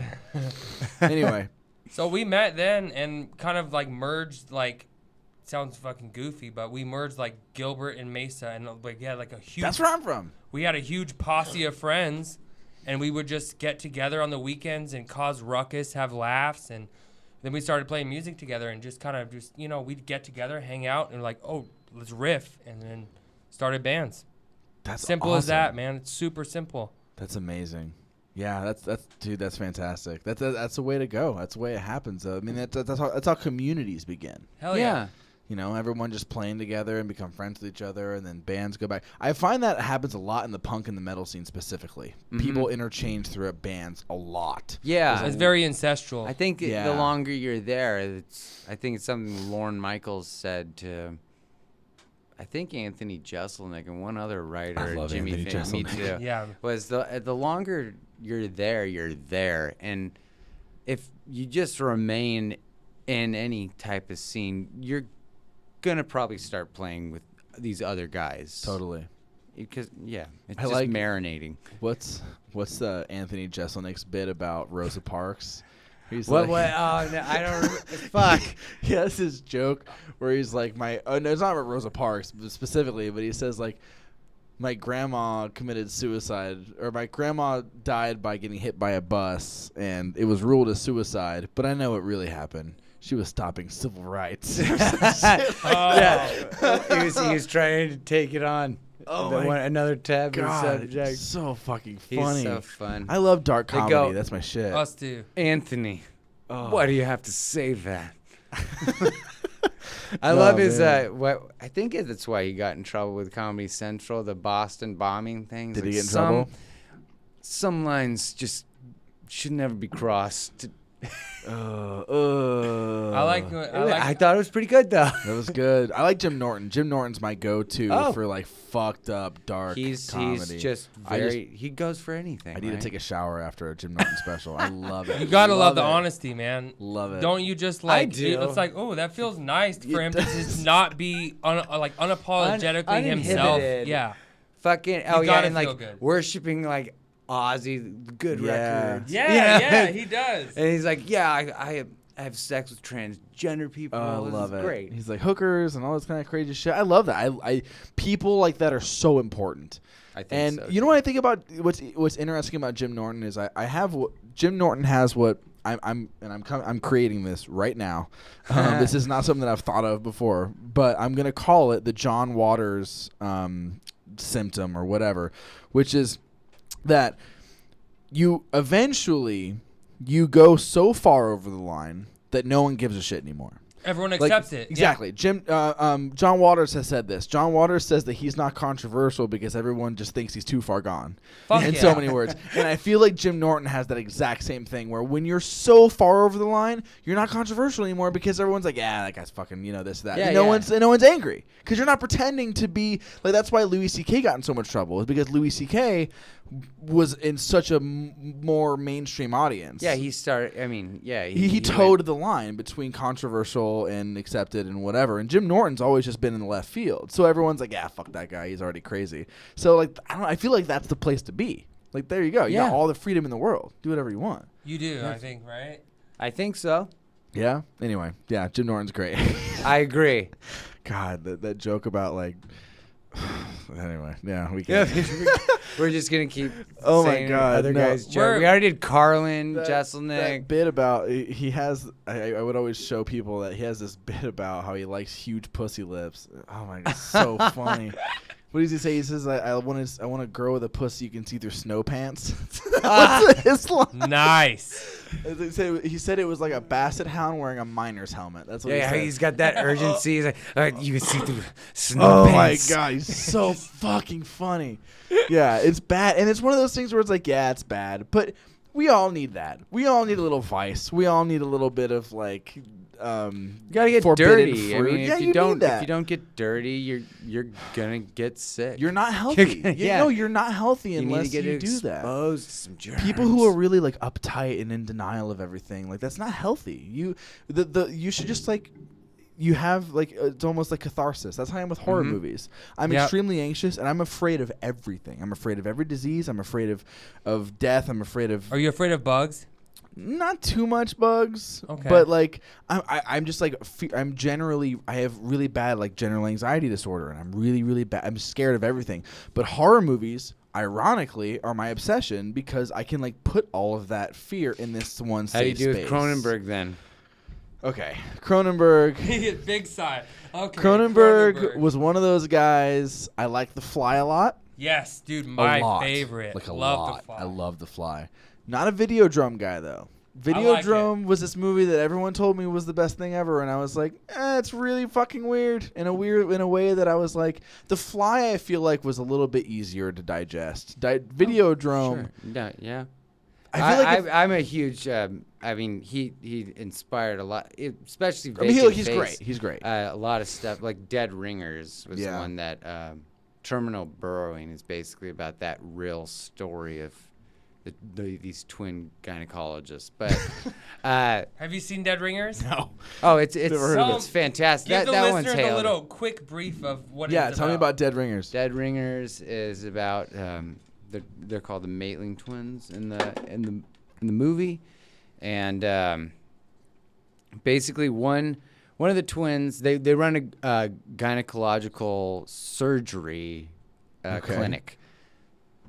Okay, I think I said that right. Yeah, anyway, you did. Yeah, You're good. so one of the brothers is more charismatic. One's a little more introverted, and they have this system to where like one brother will set it up for the introverted one, the outgoing one, and he'll be able to like have sex with some. They're not doing that in the clinic, but the one brother that gets introverted, gets into barbiturates from a girl he meets, and he starts to get deranged, and it comes up with his own special tools to operate on women with how did he put it in the movie?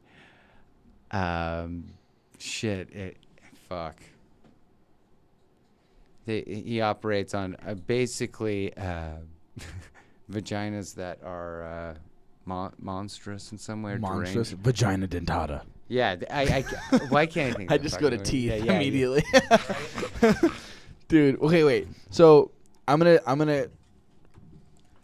I've always been on record as being a huge horror nerd, but some things slip past me. Sure. And I own a DVD that's been sitting on my shelf for like 2 years, and I'm going to admit to you guys and everybody else, I have not yet seen Scanners.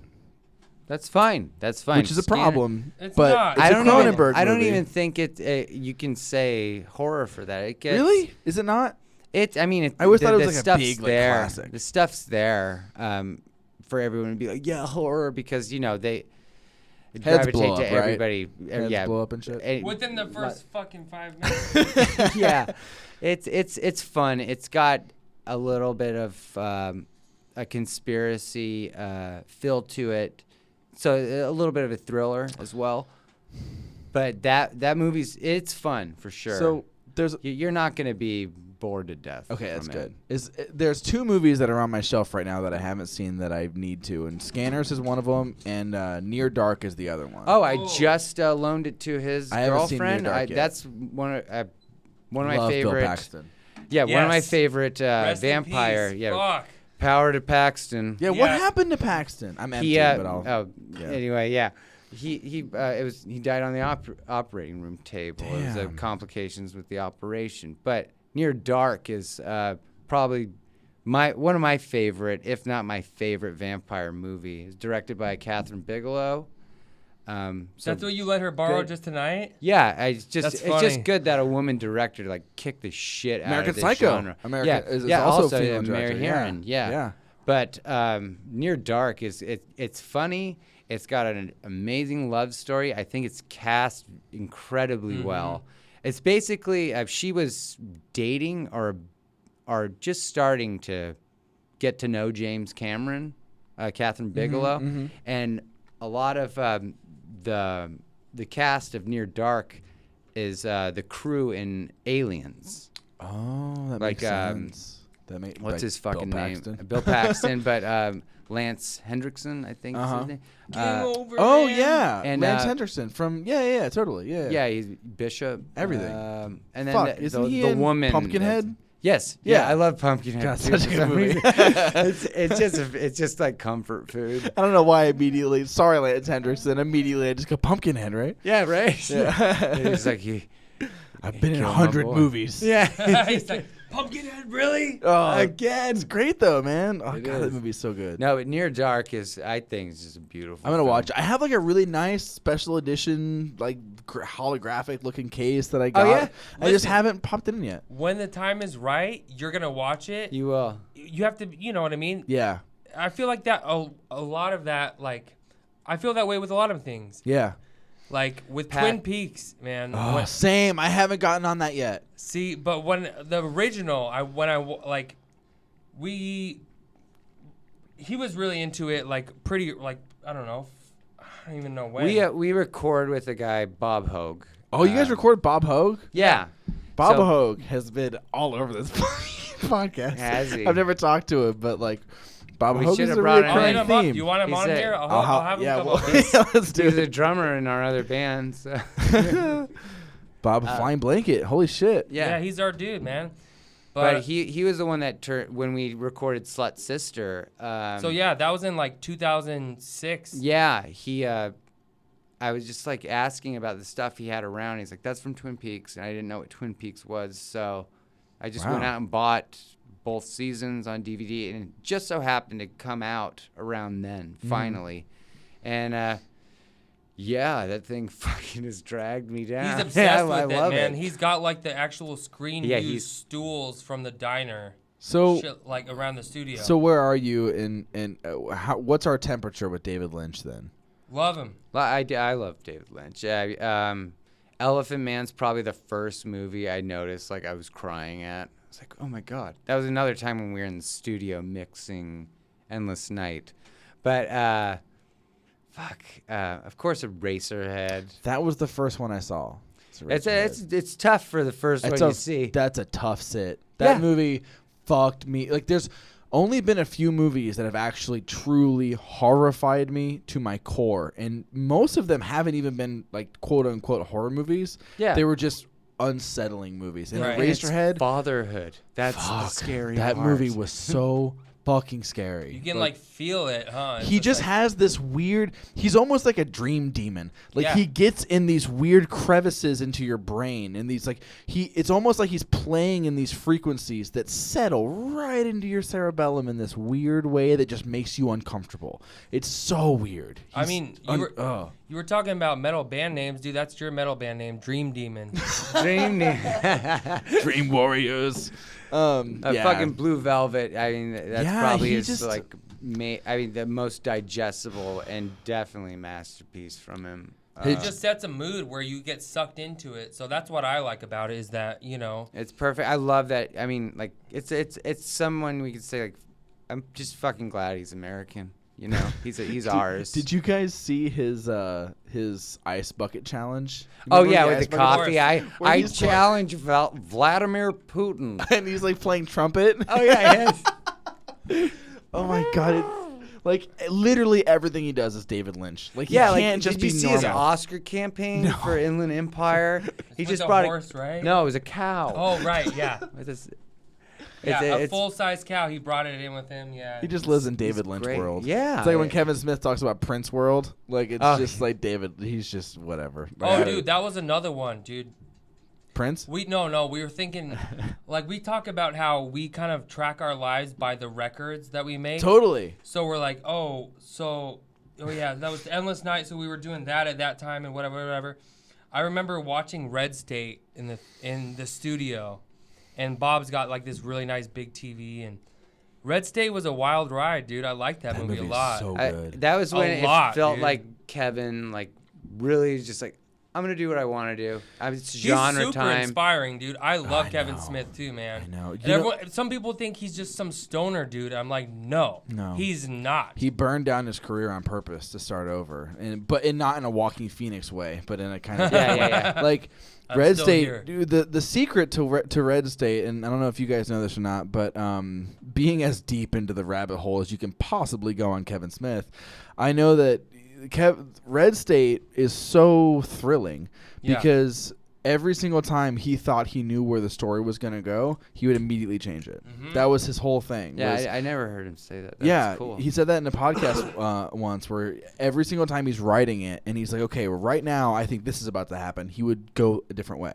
So that's why that entire movie, like someone would just get shot and like at the end, like towards the end of the movie when those two like main characters immediately just get shot by a cop and not even mentioned, like like shit like that, he would just throw in there. It had a nice little echo of like Night of the Living Dead or something. Yeah, exactly. Like, that wasn't supposed to happen. Yeah, I love the end too when he's just like John Goodman's talking to the cops at the end. Oh my god! Well, he wasn't always a fucking weed smoker either, and I'm pretty sure that's when he started smoking weed. It was. And he talks about what is the craziest thing that could happen right now in this movie.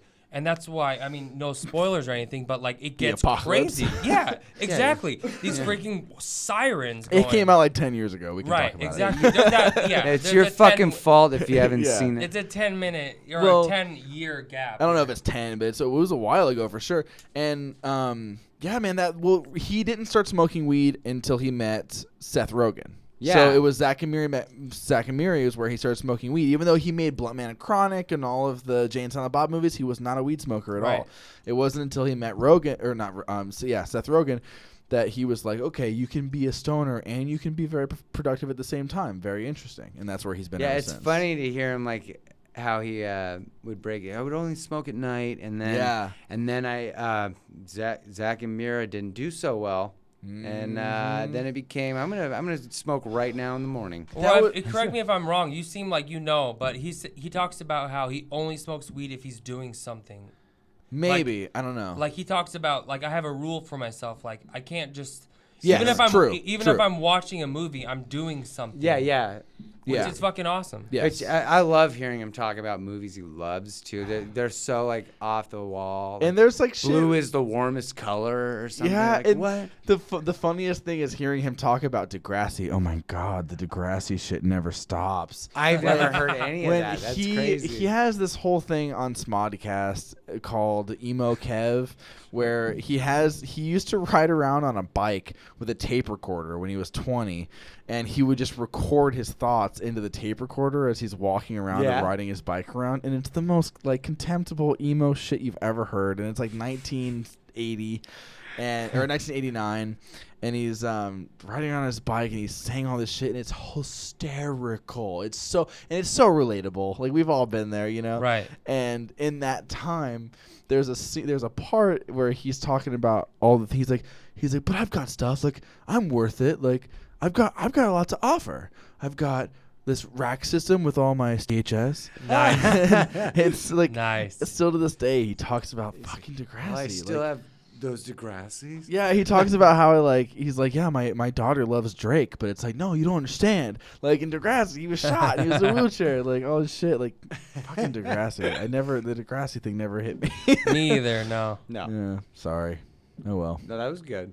Yeah, it happens. I didn't know that about him. Yeah, sorry. I've heard him mention it briefly, but not like get super into it. I'm so sorry for going. Why are you sorry to us? Dude, we're down. It's cool, man. We're down. Yeah. We're cool. Everybody else is like, yeah, we get it. You like fucking Silent Bob. Let's move on. Right, sorry. We'll stop with the No, just because like it's really weird, but the last few episodes and they haven't been released yet, but just so happened to have mentioned Kevin Smith and Bob Hogue. And Bob Hogue, yeah. Well, Bob Hogue, I think first made mention on maybe the Celebration Guns and then Fairy Bones for sure, obviously. Oh, cool. Yeah. because that's like one of the flagship bands or whatever right now for Bob Hogue. But my buddies in American Longspurs are about to record with him too, so that's fantastic. Oh, good. He's killing it, man. He's been doing it. He's been doing it forever. Talked about them with Alex LeBlanc from Snore and Chorus because he's a big fan of Buskin' Cuffs, who used to record with him, and all kinds of stuff. I have no idea who he is, but I've heard. I mean, obviously he's a big deal. I know his name. He's a super great guy. I'm kind of a big deal. He is, man. He's everywhere. So good for him. I'm getting Jalapaz on eventually. Oh, cool. Nice. So that'll be interesting. I just want to be like, hey, tell me everything about AJJ. Go. Just tell me all of the stories.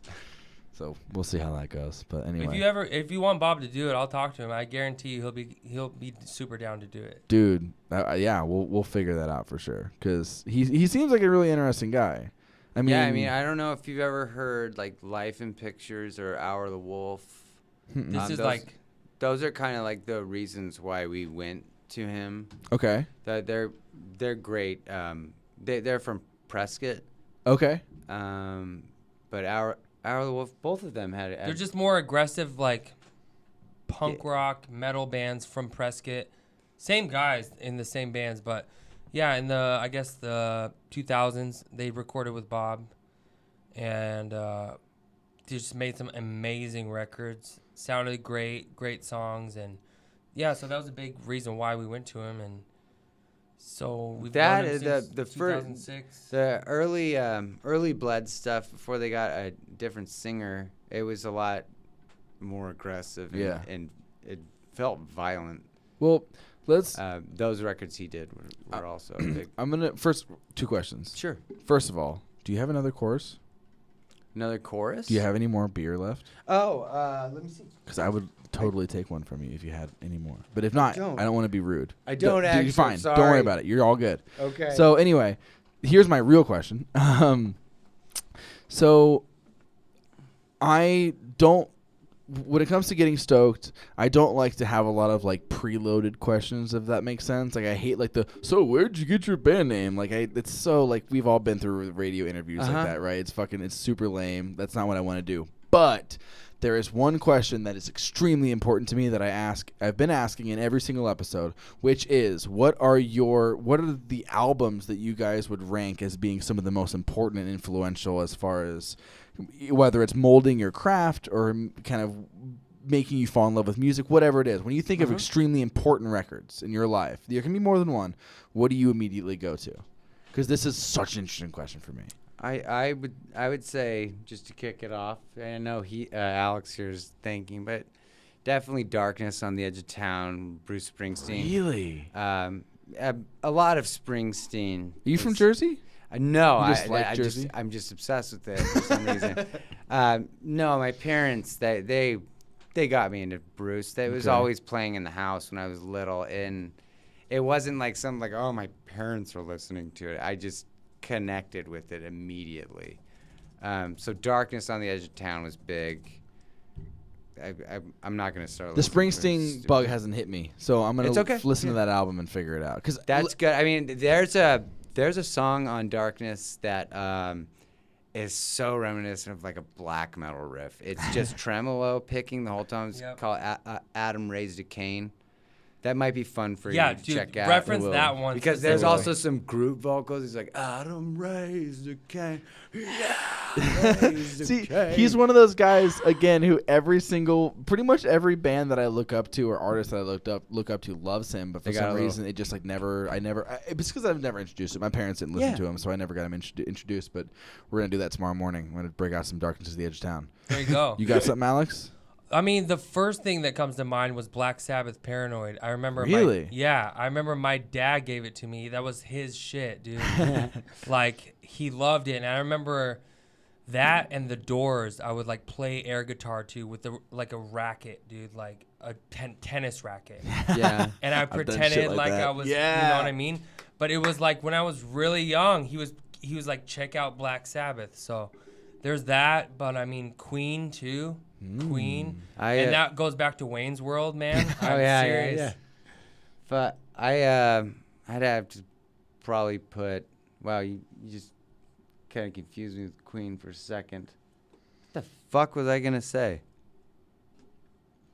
I don't know. I'll break it up then for a second. I'll clear the dead air while you guys are thinking about anything else. The first record, and this always surprises people, and when I'm like hanging out in the indie crowd or whatever. Yeah. But when I think of the first record that really made you obsessed, like what's the first album I ever got obsessed with?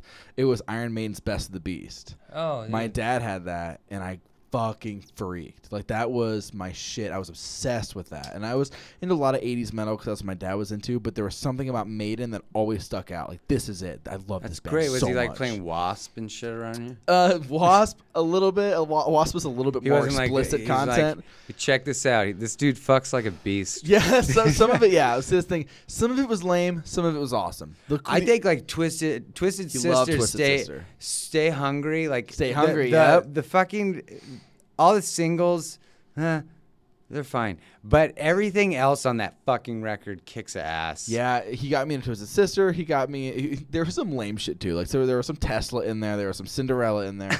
But there was some Megadeth in there, and Metallica, and Iron Maiden, and like Pantera later on. Yeah, obviously. of course. I think honestly, for me now that yeah, I remembered mine too. Dude, Master of Puppets. I remember my cousin gave that to me on CD. She like gave me all of the Metallica CDs, but that one specifically was like game over, dude. Like I would fucking just headbang in my room all alone for hours on end. But yeah, I can get more of a taste of what you like with the Dio shirt too now. Like I'm feeling it. My dad, Holy Diver, baby. That was another thing. My dad moved recently. My parents live up in Prescott Valley now. And in Dewey Humboldt, whatever, like the little nothing up there. And my dad got my address recently. I gave it to him, and he's just been like randomly surprising me with like packages. Cool. So That's sweet. It's so cool.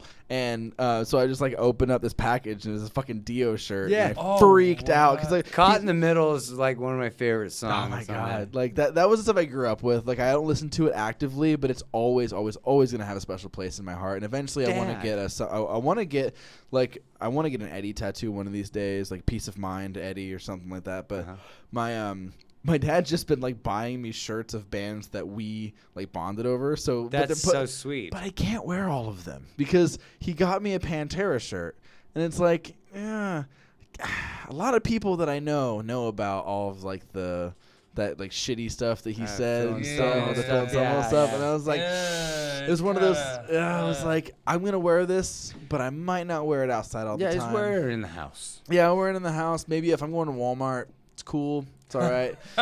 And I'll just pretend. I'll just feign ignorance or something. But like, yeah, I mean, when I got this shit, that was the first thing I did. I showed my girlfriend. I was like, check this shit out. Oh, nice. And I showed her the video, and she's like, yeah, you can't do that. Yeah, man. He tried to apologize, but it's like, what can you say? Like, he tried to say we were drinking white wine. We were drinking white wine. Yeah. Okay, whatever.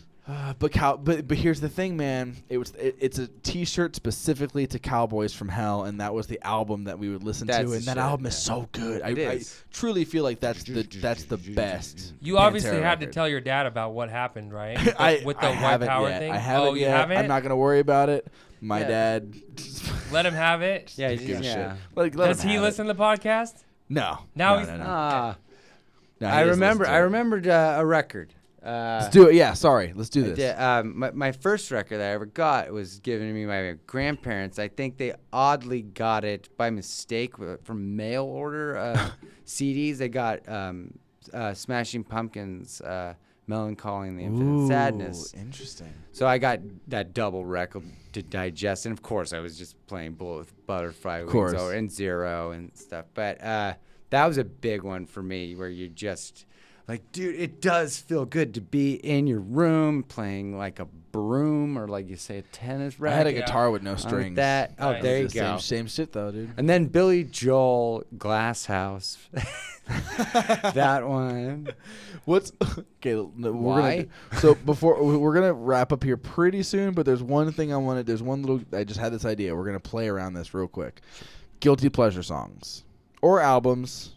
I'll start with mine. Okay. To let you guys think and break the ice a little bit, because you said Billy Joel, and that's what made me think of this. Nice. We Didn't Start the Fire is my ultimate guilty pleasure song. I fucking love that song.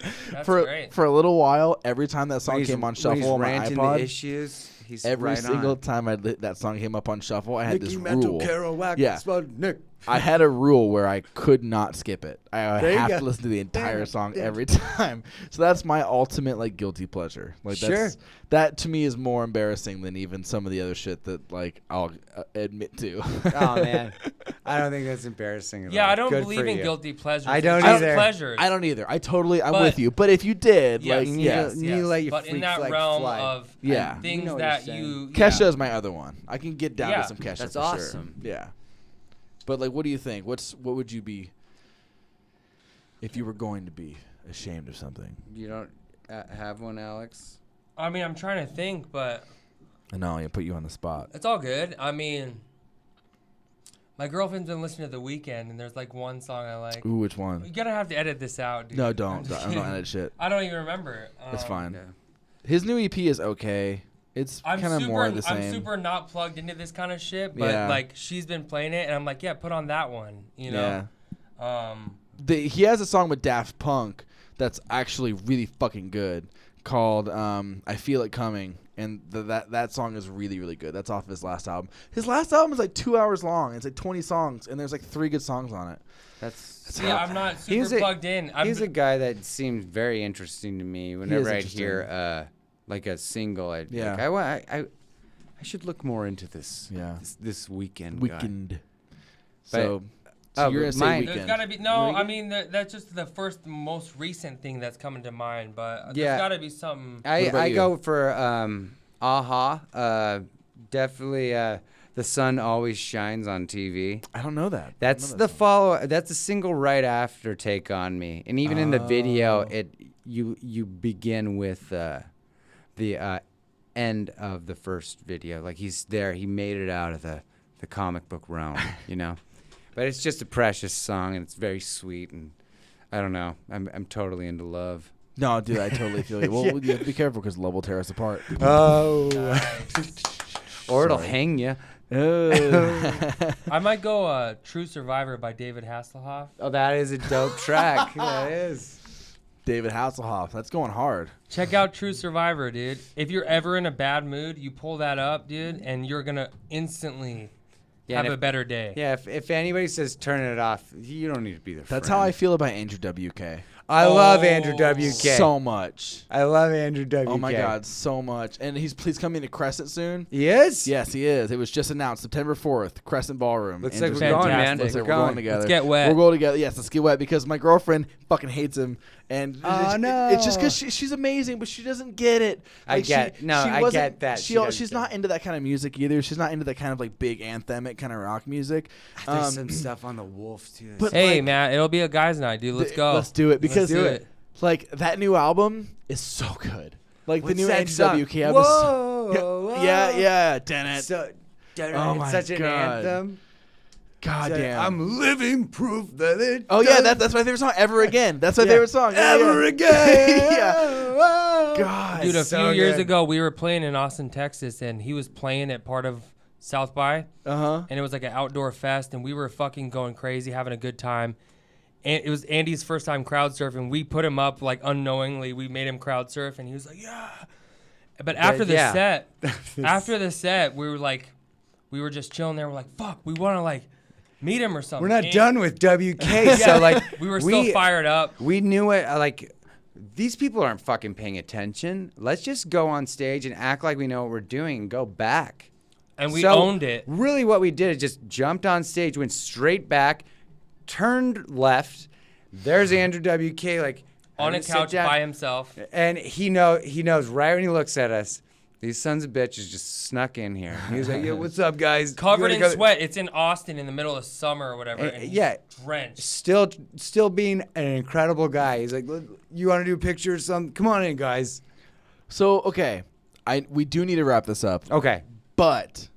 Fuck me, you guys just keep sending me down rabbit holes. Sorry. No. Don't apologize. This is exactly why I started this whole shit in the first place. But what's the truth on Andrew WK? I've gone into so many conspiracy theories. What the fuck? That's a thing. Like, he didn't fuck anybody underage. I know he didn't do anything like that. I'm gonna enjoy the fucking records. I'm sick of trying to figure this thing out. I've gone so far. Whatever it is. I've fallen. Do you know about this, right, Alex? No, not really. Okay. He's like not the. Yeah, you please. I've heard the theory of there's just two different dudes. There are two different dudes for sure. He's kind of admitted to that. Really? Yes. The I Get Wet Andrew WK is not the same Andrew WK that we know from the other records, which is why the records sound different. Yes. What the fuck? But, I thought that was a wives' tale. But it goes deeper than that, which is that he and other people have kind of corroborated this idea that he was created and he was decided on who he was going to be. And a lot of people say that Dave Grohl was one of the people who created him. Andrew WK, the only thing that seems to be true in all the different conspiracy theories that I've read, and I've gone way fucking deep. Sounds like it. All of them corroborate one thing, which is corroborate one thing, which is that he is a persona and not a real person. Yes. That's the only thing that everybody seems to agree on. But some people say it's like a performance art piece. Some people say it's different. Well, he's so into like stuff like that, like Wolf Eyes and. Yeah, I don't know. I want to know, like, is he writing the music? Is he just an actor? Is he just a performer? I wonder if, like, because I kind of wonder if one day some kind of tell-all piece is going to come out and we're going to realize that, like, every Andrew WK record is just all of our favorite musicians having fun writing some kind of crazy record together and putting some guy out there. Like, that would be cool. But he plays that piano fucking well. He plays both those C notes on She Is Beautiful so fucking well. No, I mean.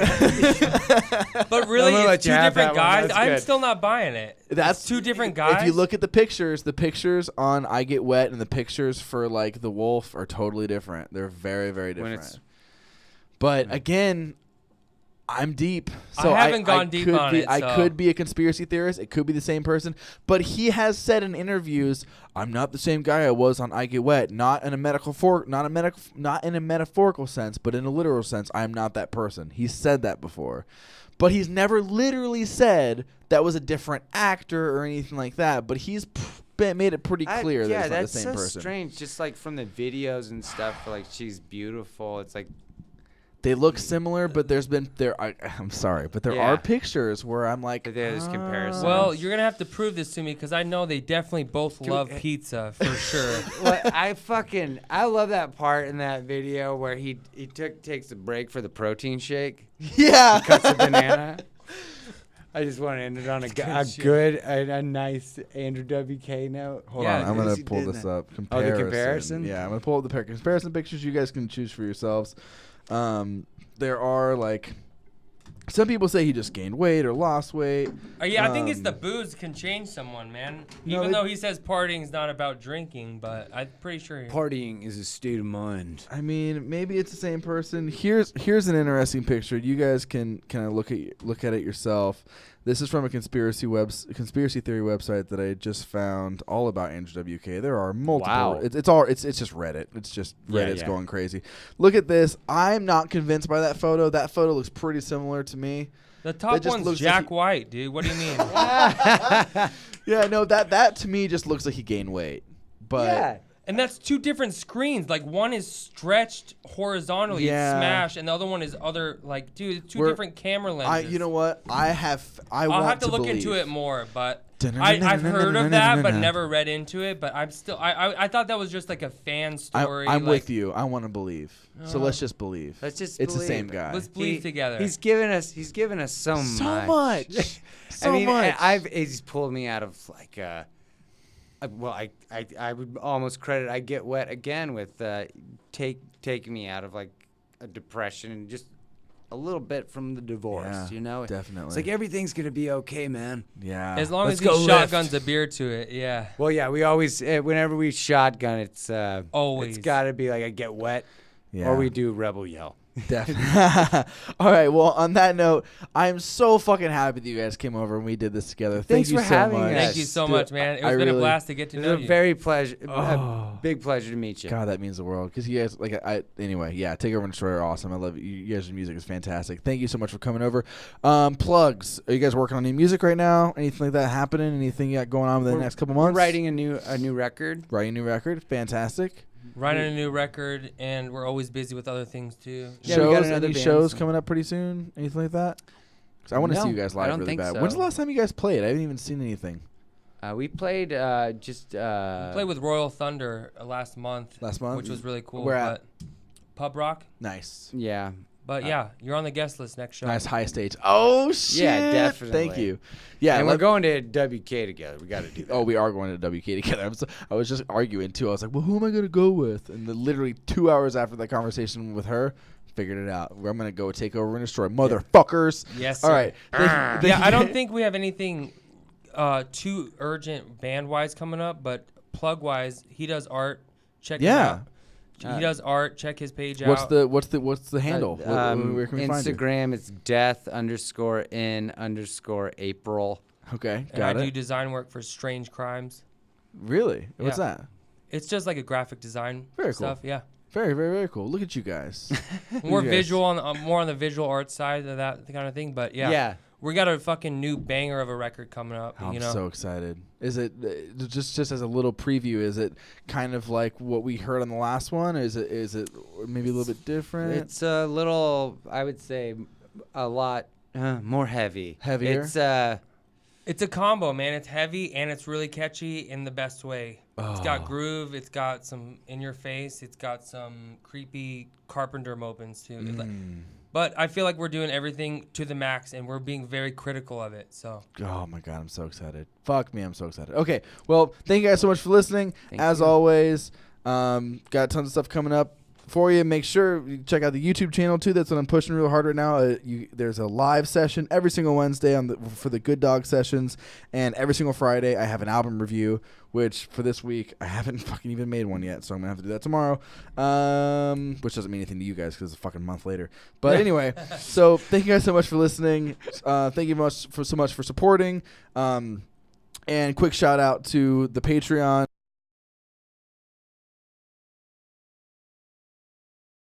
I always one of the things that you can get if you pledge to my Patreon is I'll shout you out in an episode, and so to do that real quick, see, I think I can remember everybody off the top of my head. Audrey, I think it's Aubrey Hoffer, Austin Carson, my grandma Irene, my mom Kim, and Miguel and Courtney. I think that's everybody. Fuck me, I hope I'm not forgetting anyone. If not, I'll fix it later because it's not live, motherfucker. In post. But let's give a shout out to Irene for having good taste in movies. Fucking A. Yeah.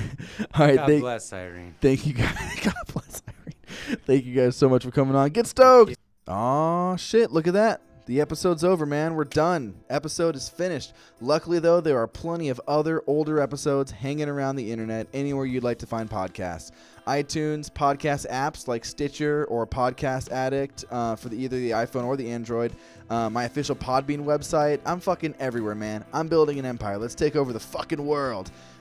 Anyway, if you've made it this far, I truly appreciate you and encourage you to please reach out and say hello. I'm serious about this, guys. I really want to connect with my listeners. So whether you want to come on the show or not, drop me a line. Hit me an email at gettingstokedpodcast@gmail.com, or you can hit me up on social media, Facebook, Instagram, Twitter. I think that's it, man. Thank you guys so much for listening. It really, I know I harp on it so much, but it really, truly means everything. So thank you. Get stoked.